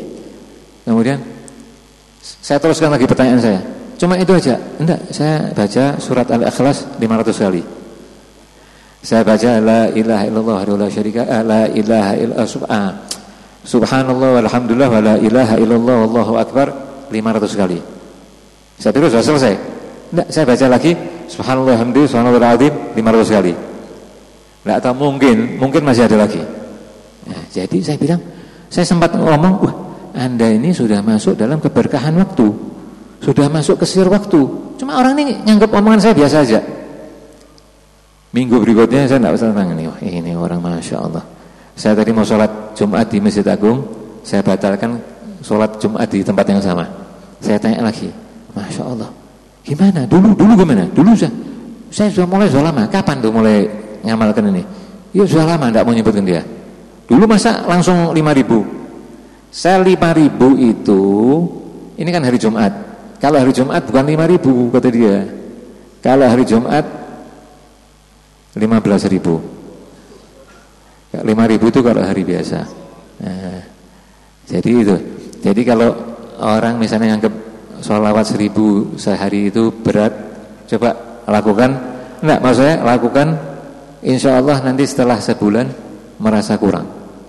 Karena ada hukum, kalau orang pernah ikut pelajaran ekonomi ada namanya learning curve. Jadi kurva pembelajaran. Jadi semakin kita sering melakukan suatu perbuatan, maka waktu yang dibutuhkan akan semakin singkat. Tapi kalau perbuatan-perbuatan muamalah duniawi ini nanti sampai pada titik tertentu udah berhenti. Tapi kalau urusan yang ukhrawi, urusan yang ada campur tangannya Allah, itu insya Allah tidak ada batasnya, tergantung kepada kita. Hakata yang bisa saya sampaikan, kurang lebihnya mohon maaf. Wa'alaikum minkum sallallahu alaihi wasallam wa ala alihi wasallam. Alhamdulillah alamin. Jazakumullah khair Habib. Ya, satu hari Jumat 15.000 kali. Ya, ternyata 1.000-nya cuma 15 menit. 1.000 cuma 15 menit. Jadi kalau 5.000 itu cuma 1 jam seperempat. Ya, 1 jam seperempat dapat 5.000. Panjangan saya ajak 1.000 kira-kira enteng apa buat? Enteng kan ya? 1.000. Gimana? Siap? Hah? Siap. Beli tiket dekat Nabi murah ya? Oh, ternyata Nabi nggak perlu manajer. Mau dekat sama saya, nih harus begini. Enggak pakai manajer, langsung laporannya kepada Allah Taala.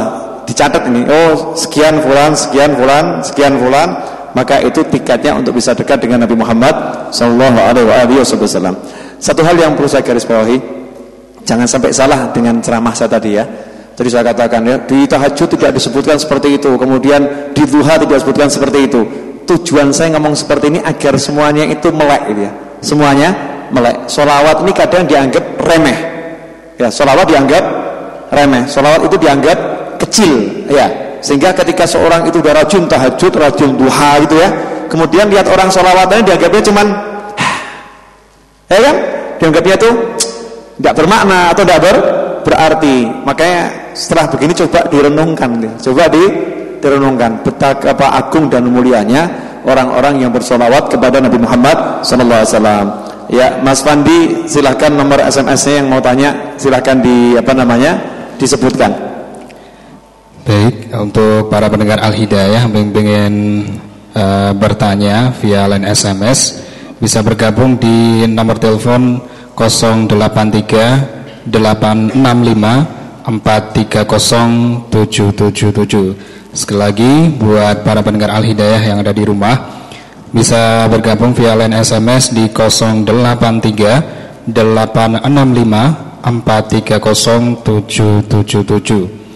Sekali lagi buat para pendengar yang mendengar di via streaming, bisa bergabung juga di line SMS online di 083 865 430777. Iya, itu tadi ya yang mau tanya via SMS.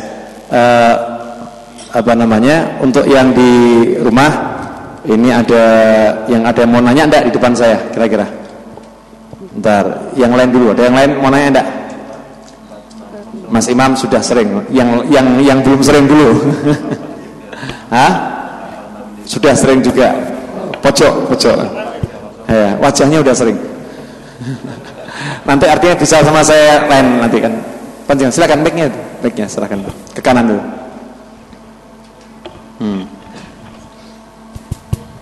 Assalamualaikum warahmatullahi wabarakatuh. Waalaikumsalam warahmatullahi wabarakatuh. Nama? Pak Yono dari Matesih, Karanganyar. Pak Yono dari Matesih, Karanganyar. Iya. Silakan Pak Yono. Ya, terima kasih Habib. Pada malam hari ini saya merasa senang sekali dapat datang di majelis Ar-Raudhah ini. Alhamdulillah. Yang selalu saya impikan walaupun saya sering dengarkan lewat radio Al-Hidayah. Kebetulan bisa ketemu pada malam hari ini dan ada hal yang ingin saya tanyakan, Bib. Boleh, silakan. Di depan tadi Habib telah menyebutkan bersolawat 1000 solawat dalam sehari. Ini sering kayak dengar. Saya berusaha untuk mencobanya, Habib. Sudah saya lakoni, sudah saya tekuni, berusaha untuk mencobanya.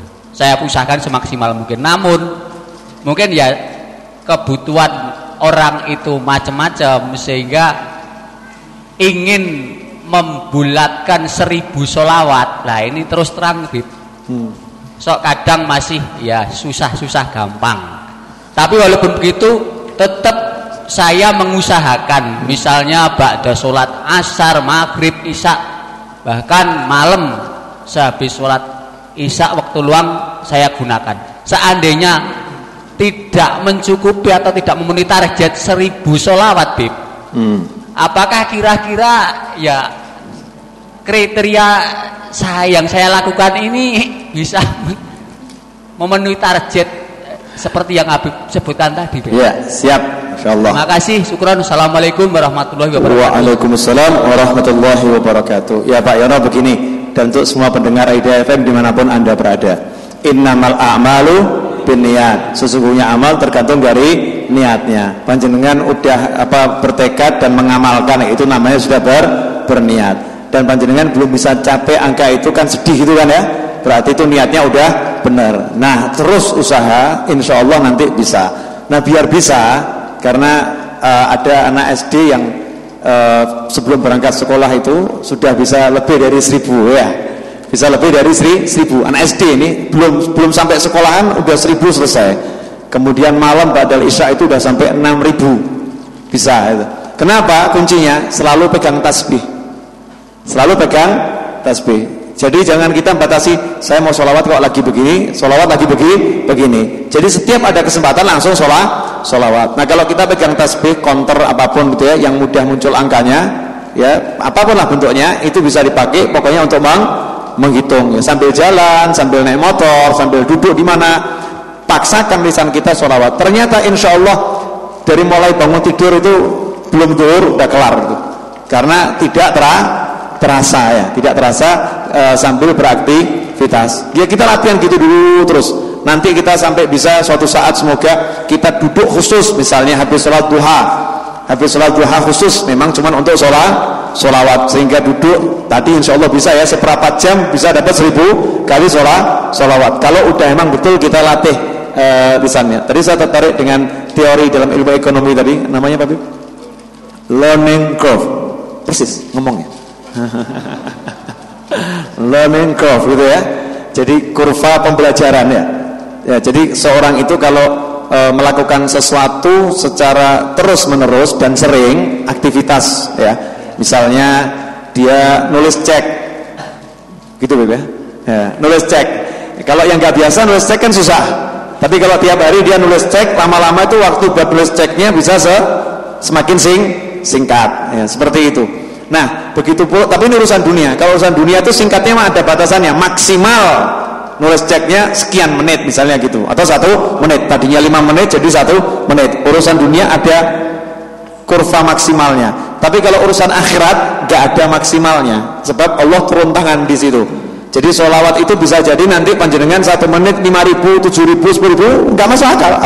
Masuk akal, walaupun gak masuk akal sebagian orang, karena tadi di dalam ilmu ekonomi ada learning curve gitu ya. Sehingga kita mau latih enggak gitu, lisan kita dilatih, nanti rohnya meningkat, hasilnya ada. Terima kasih Pak Yono. Ibu-ibu silakan kalau ada yang mau nanya. Ada mic di belakang. Ada yang mau nanya? Iya. Silakan maju ke arah mic aja Bu, biar lebih cepat. Waktu sekarang 22.19 ya, jam 10 lewat 19 menit. Tolong mic untuk ibu-ibu dinyalakan Mas Ucu, belakang, jangan di mute. Assalamualaikum warahmatullahi wabarakatuh. Waalaikumsalam warahmatullahi wabarakatuh. Maaf Ustadz, saya pengen bertanya Ibu nama siapa Bu? Atas nama Najdah Pertiwi. Dari Mertolulutan. Mana itu Bu? Barat Jagalan Ustadz. Oh ya, silahkan Bu. Ya, untuk sholawat di sini tuh banyak sekali macam-macam sholawat, antara lain sholawat badar, sholawat munjiat, sholawat nariyah. Mana yang sekiranya punya bobot yang sama, atau kita pilih cukup Allahumma sholli ala Muhammad wa ala ali Muhammad. Dan kapan sholawat badar itu sebaiknya dilakukan? Demikian juga dengan sholawat munjiat ataupun sholawat nariyah. Iya, makasih Bu. Untuk semuanya. Jadi sholawat yang paling utama itu sholawat yang diajarkan oleh Nabi Muhammad Sallallahu Alaihi Wasallam. Itu ada sholawat diantaranya sholawat Ibrahimiyah. Itu sholawat yang paling utama. Di jagat raya ini tidak ada sholawat yang lebih hebat dari sholawat Ibrahimiyah. Itu menurut pendapat para ulama. Setelah itu tingkatannya adalah sholawat yang diajarkan oleh para sahabat. Ada Khalifah Ali bin Abi Thalib juga punya sholawat, ya. Sayyidina Umar bin Khattab juga punya sholawat. Setelah itu sholawat yang diajarkan para tabi'in dan para aulia, di bawahnya para sahabat. Semuanya itu, para wali di bawah para sahabat. Itu yang paling mulia. Nah, seperti sholawat munjiat, nariyah, itu sholawat yang diajarkan oleh orang-orang yang soleh. Jadi masing-masing punya keistimewaan. Nah, kalau ibu tanya yang mana yang paling utama, ya sholawat yang diajarkan Rasulullah SAW. Tapi kalau yang itu semuanya mulia dan semuanya punya keutamaan. Nah, amalkan saja semuanya. Amalkan saja semuanya. Hanya saja mungkin yang ini dibaca habis sholat sekian, yang ini pagi dibaca sekian, biar kita dapat keberkahan setiap sholawat. Karena sholawat yang diilhamkan oleh Allah Ta'ala lewat lisan para walinya itu merupakan bagian dari wahyu Allah. Innallaha wa malaikatahu yusholluna 'alan nabi. Sesungguhnya Allah senantiasa bersolawat kepada Nabi, para malaikat senantiasa bersolawat kepada Nabi. Karena itu Allah suka mengilhami orang-orang soleh untuk menyusun solawat kepada Nabi Muhammad SAW, sehingga solawat orang soleh itu menjadi bagian dari solawatnya Allah Ta'ala. Begitu Bu? Ya. Masih ada lagi Ustaz? Silahkan.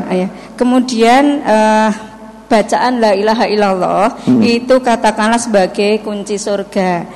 Nah, ini yang kita baca itu yang kita pentingkan, utamakan itu yang sholawat atau bacaan la ilaha illallah. Itu yang kedua. Ya, oke. Ini, jadi manusia begini. Kita ini kadang belum makomnya, belum derajatnya, tapi kadang kita mikir sesuatu yang kita belum melakoni. Contoh begini, Bu, saya boleh nanya Bu? Monggo Pak. Iya. Ibu selain sholawat masih ngobrol sama temennya enggak? Ya, kita istilahnya bermasyarakat pasti ngobrol Pak. Oke, ya, alhamdulillah. Waktu ngobrolnya sama waktu sholawatnya banyak mana? Banyak ngobrolnya Pak, jujur ini Pak. Banyak ngobrolnya. Karena banyak ngobrolnya, pertanyaan Ibu tadi termasuk pertanyaan seseorang yang belum makomnya untuk menanyakan yang seperti itu. Paham maksud saya? Begini. Karena masih banyak waktu gitu ya, masih banyak waktu yang bisa digunakan sholawat, masih banyak waktu yang bisa digunakan untuk baca la ilaha illallah itu. Jadi waktu ngobrolnya aja kurangi, perbanyak sholawat, utamakan sholawatnya juga, utamakan juga la ilaha illallahnya, semuanya dijalankan. Nah, yang jadi masalah itu untuk orang-orang yang soleh. Orang-orang yang soleh ini kadang mereka bingung menentukan mana yang akan diutamakan.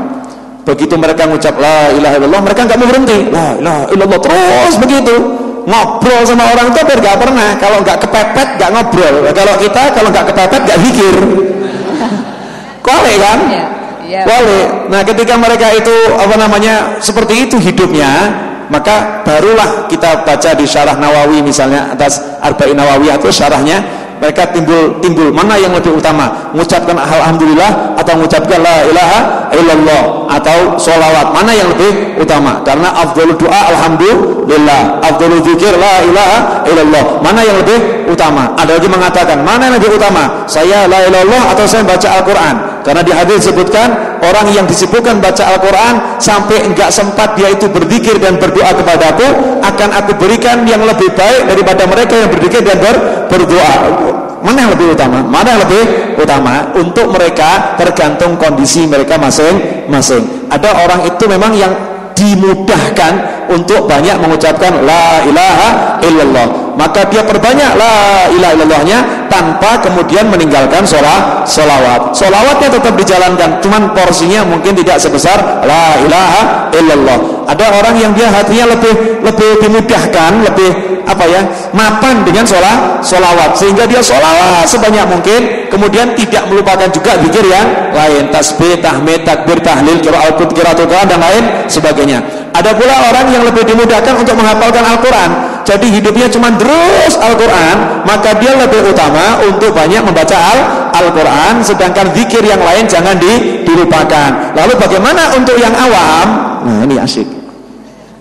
Kalau untuk yang awam, minum semua pil, ngaji iya, sholawat iya, tahlil iya, takbir iya, tahmid iya, ya istighfar juga semua dijalankan, tapi khusus malam Jumat dan hari Jumat yang lain dikecilkan, sholawatnya dimaksimalkan, karena Rasul bersabda, malam Jumat, hari Jumat perbanyak sholawat kepadaku. Hatta qila, sampai dalam sebuah pendapat dikatakan, sholawat di malam Jumat dan hari Jumat afdhol min qiraatil Quran, lebih utama daripada membaca Al-Quran. Ada orang nanya, bagaimana mungkin sholawat bisa lebih utama daripada membaca Al-Quran? Jangan lupa, pengamalan Al-Quran itu lebih penting daripada sekedar membaca Al-Quran. Orang yang sedang bersolawat sedang mengamalkan ayat innallaha wa malaikatahu yusholluna 'alan nabi ya ayyuhalladzina amanu shallu 'alaihi wa sallimu taslima. Alhamdulillahirabbil alamin. Demikian Bu ya. Udah ya Bu ya. Masih 2 itu Ustaz. Oh, Rabbana. Mewakili Ibu ya. Ya. Minta maaf ini Ustaz. Boleh. Lanjutkan berkat sholawat. Insya Allah. Ini Ustadz, pada waktu mengunjungi makam Nabi itu biasanya antrinya banyak Ustadz. Nah sehingga kita, daripada ini nunggu antri untuk masuk ke raudhah itu, maka kita pilih ngaji ngentak rong jam nunggu tok. Apakah kita itu pilih ngajinya atau istilahnya mengunjungi makam Nabi? Itu yang ketiga, yang keempat sekaligus kajian. Kebanyakan bertanya.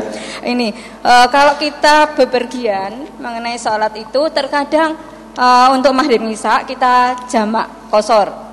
Tetapi suatu saat nanti pada perjalanan yang sama itu ada istirahat lagi. Nah, bolehkah kita melakukan sholat tahajud, katakanlah begitu Ustaz? Oh ya. Mohon jawabannya. Terima kasih. Ya, sholat tahajud untuk musafir, bagaimana hukumnya? Itu kan ya, musafir mau sholat tahajud bagus-bagus saja. Baik, kalau apalagi tiap hari udah tahajud, jangan tinggalkan wirid, baik dalam perjalanan maupun di dalam ketika di dalam kota. Kalau biasanya ketika dia di dalam kota nggak pergi keluar kota biasa tahajud, ya ketika keluar kota tahajudnya jangan ditinggalkan. Masalah sholat maghrib isya jamak takdim qashar misalnya seperti itu memang sunnah ya, yang diperintahkan dalam Al-Quran, diajarkan oleh Nabi Muhammad Sallallahu Alaihi Wasallam, tentunya dengan ketentuan-ketentuan yang telah diatur dalam syariat. Jadi silahkan Bu, tahajudnya dijalankan. Kemudian masalah di raudhah ya, mau baca Al-Quran boleh, mau sholawat juga Bu boleh, baca Barzanji oke, baca Simtuduror oke, baca Burdah oke, ya kan? Yang kurang oke kalau cuma ngelamun SMS-an itu aja. Ya, cuma ngelamun SMS-an udah di raudhah masih mau apa ngopeng begini ini. Ini kita akan lihat pemandangan seperti itu. Panjenengan kalau ke raudhah nemu pemandangan seperti itu enggak? Belum nemu. Oh, belum tahu. Belum tahu. Ya, coba nanti dilihat itu ya. Lihat buktinya di YouTube banyak itu karena banyak yang nyoteng gitu dengan handphonenya. Daripada cuma begini saja. Maksimalkan waktu di raudhah untuk berdoa, berzikir, sholawat, semuanya itu di raudhah semua ya. Ngajinya jalankan. Syukur-syukur bisa ya di raudhah itu kita khatam Al-Quran, kan luar biasa. Alhamdulillah ya Allah dapat kemuliaan menghatamkan Al-Quran di depannya Nabi Muhammad SAW. Nah itunya begitu ya. Kemudian antri ke rumah Rasul untuk mengucapkan salam pada Rasulullah SAW. Antri gak apa-apa, mau ketemu Rasul kok ngantri malas, bayar telepon aja gak apa-apa. Mau antrinya 2 jam 3 jam, insya Allah kalau biasa ngantri di raudhah nanti di akhirat gak ngantri lagi. Kenapa? Udah pernah setor wajah kepada Nabi Muhammad SAW. Ini pernah bertamu ke tempat saya, ya pernah bertamu ke tempat saya, akan diingat oleh Nabi Muhammad Sallallahu Alaihi Wasallam. Kemudian ketika kita di hadapan Rasul, seorang ulama Palestina dengarkan beliau sampai mengulangi syahadatnya. Itu bagus kita tiru. Ya, itu bid'ah tapi ya. Nah, bid'ah. Jadi depan makam Rasul berarti di depannya Nabi Muhammad SAW ya. Makanya Imam Malik mengatakan akan mencambuk seseorang yang berkata aku akan menziarahi makam Nabi. Aku akan berziarah ke makam Nabi, akan saya cambuk, kata Imam Malik. Yang nggak paham, yang nggak mudeng, yang ilmunya ya begitu, ya asal comot sana comot sini, yang nggak mudeng ngomong tuh buktinya Imam Malik melarang orang ziarah Nabi. Yang ngomong gitu siapa lah utekmu gitu. Wanyol dia. Wah ini kan kurang ajar. Imam Malik dipakai, dicatut namanya melarang orang ziarah Nabi. Imamnya Imam Malik nggak ngerti hadits apa? Yang dimaksud Imam Malik, saya akan cambuk seseorang yang berkata saya akan berziarah ke makam Nabi. Soalnya kurang ajar dalam pandangan Imam Malik. Jangan ngomong mau ziarah makam Nabi, saya akan mengunjungi Nabi. Nabi itu hidup. Paham? Jadi Imam Malik itu jengkel sama orang yang ngomong saya akan ziarah ke makam Nabi. Nganyel ki, wong Kanjeng Nabi hidup kok dibilang makam yang didatangi. Jangan datangi makamnya, datangi nabinya. Kamu lagi mendatangi Nabi Muhammad SAW. Beda atau sama? Luar biasa kan Imam Malik ini pemahamannya ya. Ini untuk Imam Malik. Kalau kita ngomong saya mau berziarah ke makam Nabi nggak apa-apa. Ini Imam Malik. Imam Malik radhiyallahu taala anhu, beliau itu di kota Madinah nggak pernah pakai sandal, jalannya ngodok tanpa alas kaki. Panas, padahal itu kalau Madinah lagi panas enggak? Panas luar biasa. Ditanya, kenapa panjenengan kok tidak pernah naik onta, tidak pernah naik kuda, selalu jalan kaki? Dijawab, rugi kalau saya naik onta, yang dapat berkahnya Nabi kakinya onta saya. Rugi saya kalau naik kuda, yang dapat berkahnya Nabi kaki kuda saya. Rugi kalau saya pakai sandal, yang dapat berkahnya Nabi sandal saya. Uang kaki saya ini pengen dapat berkahnya Nabi, kok saya wakilkan sandal, onta, kuda dan lain sebagainya. Ini Imam Malik. 15 hari beliau tinggal di kota Madinah. Kalau selama 15 hari beliau itu buang hajat 15 hari sekali. Ya, 14 hari atau 15 hari sekali buang hajat. Tidak pernah buang hajat dalam kota Madinah. Kalau buang hajat selalu jalan kaki keluar kota Madinah, baru buang hajat di luar kota Madinah. Beliau mengatakan saya nggak benar kalau buang hajat di kota Madinah. Sedangkan di kota Madinah ada Nabi Muhammad SAW di situ. Mikirnya seperti itu. Ini Imam Malik. Makanya seorang ulama Palestina ketika ziarah kepada Nabi SAW sampai di hadapan Rasul mengulangi syahadatnya, asyhadu an la ilaha illallah wa asyhadu annaka Muhammadar Rasulullah SAW. Panjenengan udah pernah manfaatkan kesempatan itu belum? Kanjeng Nabi syahadat. Kalau istilahnya orang ahli thariqah ditalkin langsung di hadapan Nabi Muhammad SAW. Talkin lewat wali talkin itu udah luar biasa. Bagaimana kalau kita ditalkin langsung di hadapan Nabi Muhammad sallallahu alaihi wasallam? Ulangi, asyhadu an la ilaha illallah wa asyhadu annaka Muhammadan Rasulullah SAW. Ya, bisa dipahami? Insyaallah. Makasih ya Bu ya, pertanyaannya empat-empatnya indah. Jazakumullah khair. SMS silahkan. Ini untuk SMS sementara baru 166 SMS, Mip. Iya, alhamdulillah. Dan kita mulai dari luar negeri. Silahkan. Dari Malaysia. Menanyakan salam rindu untuk Habib dan para kekasih. Mohon ijazah untuk para pengamal ilmu. Semoga kami boleh berbagi ilmu yang Habib berikan pada umat di sini, Bib. Iya, terima kasih. Ini para kekasih maksudnya panjenengan sedoyo. Ini bahasanya sana rada ruwet gitu ya. Untuk para kekasih gitu ya. Ini bahasa cinta karena yang ngomong ini lagi jatuh cinta pada kita semua ya. Wah, salam. Dapat salam itu dijawab enggak?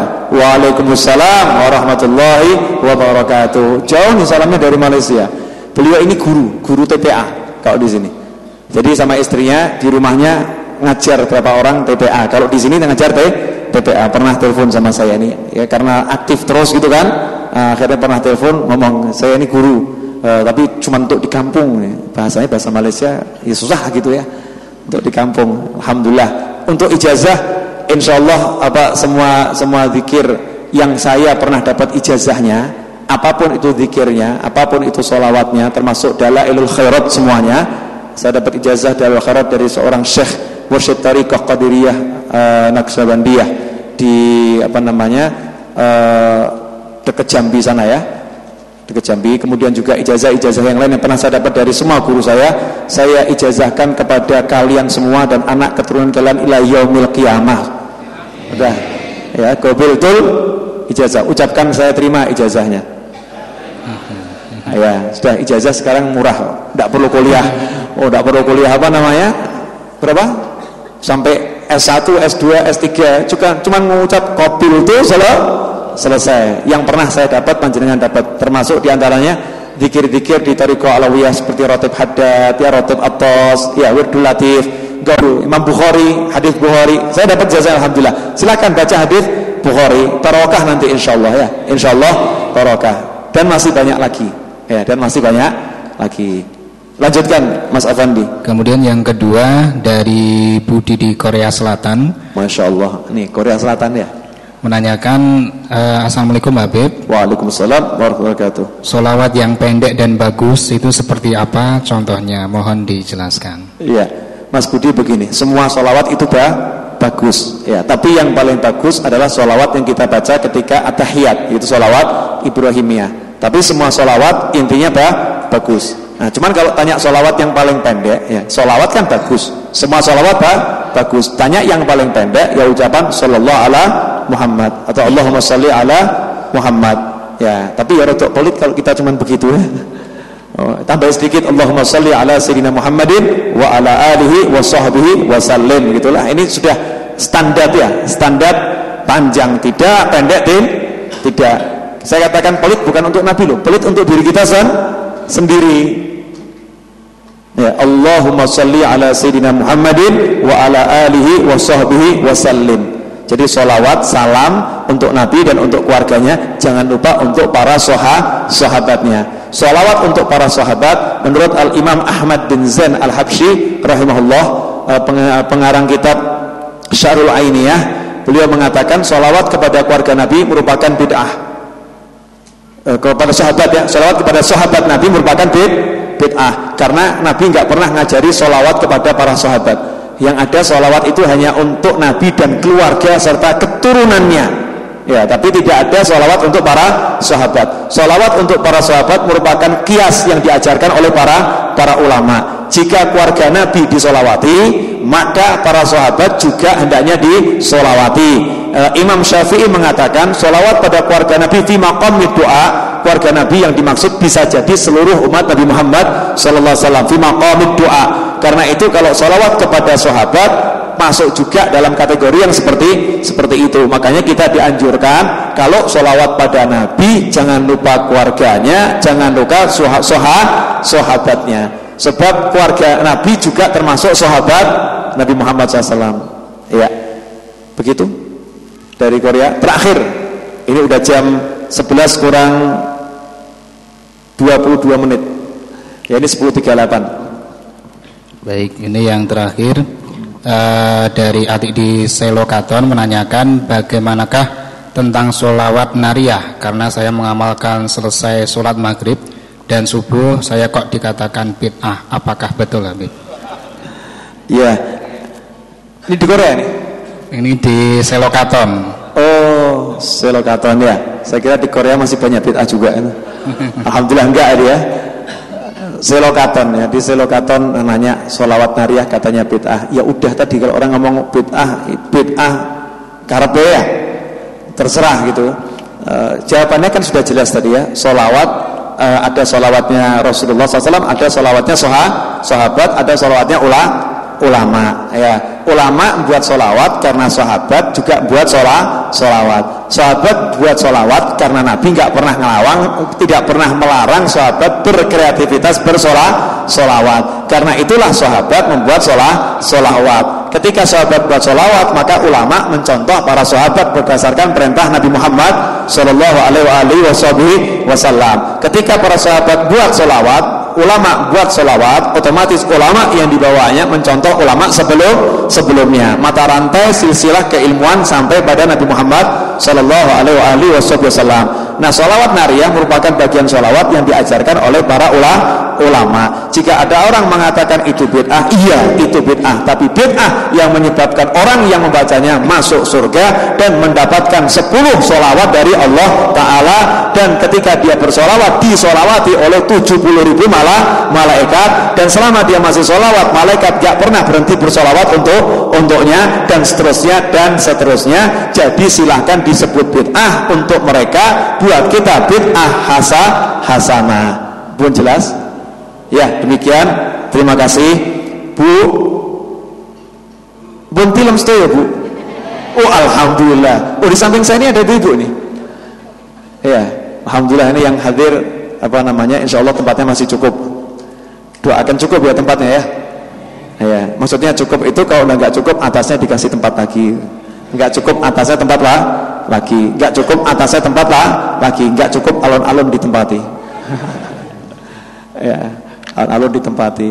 Hadirin dimuliakan Allah, Jumat depan kebetulan kan Jumat Legi malam Sabtu Pahing ya. Nah, kalau Jumat Legi kan menunya istimewa.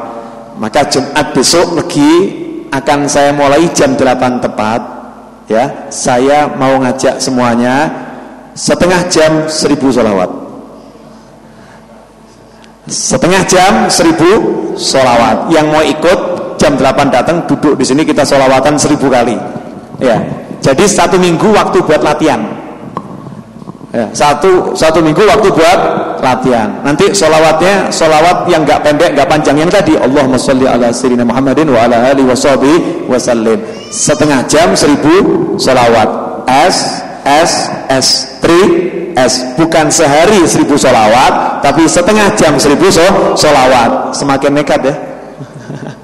Artinya dalam satu hari cukup kita ambil setengah jam bisa 1000 sholawat.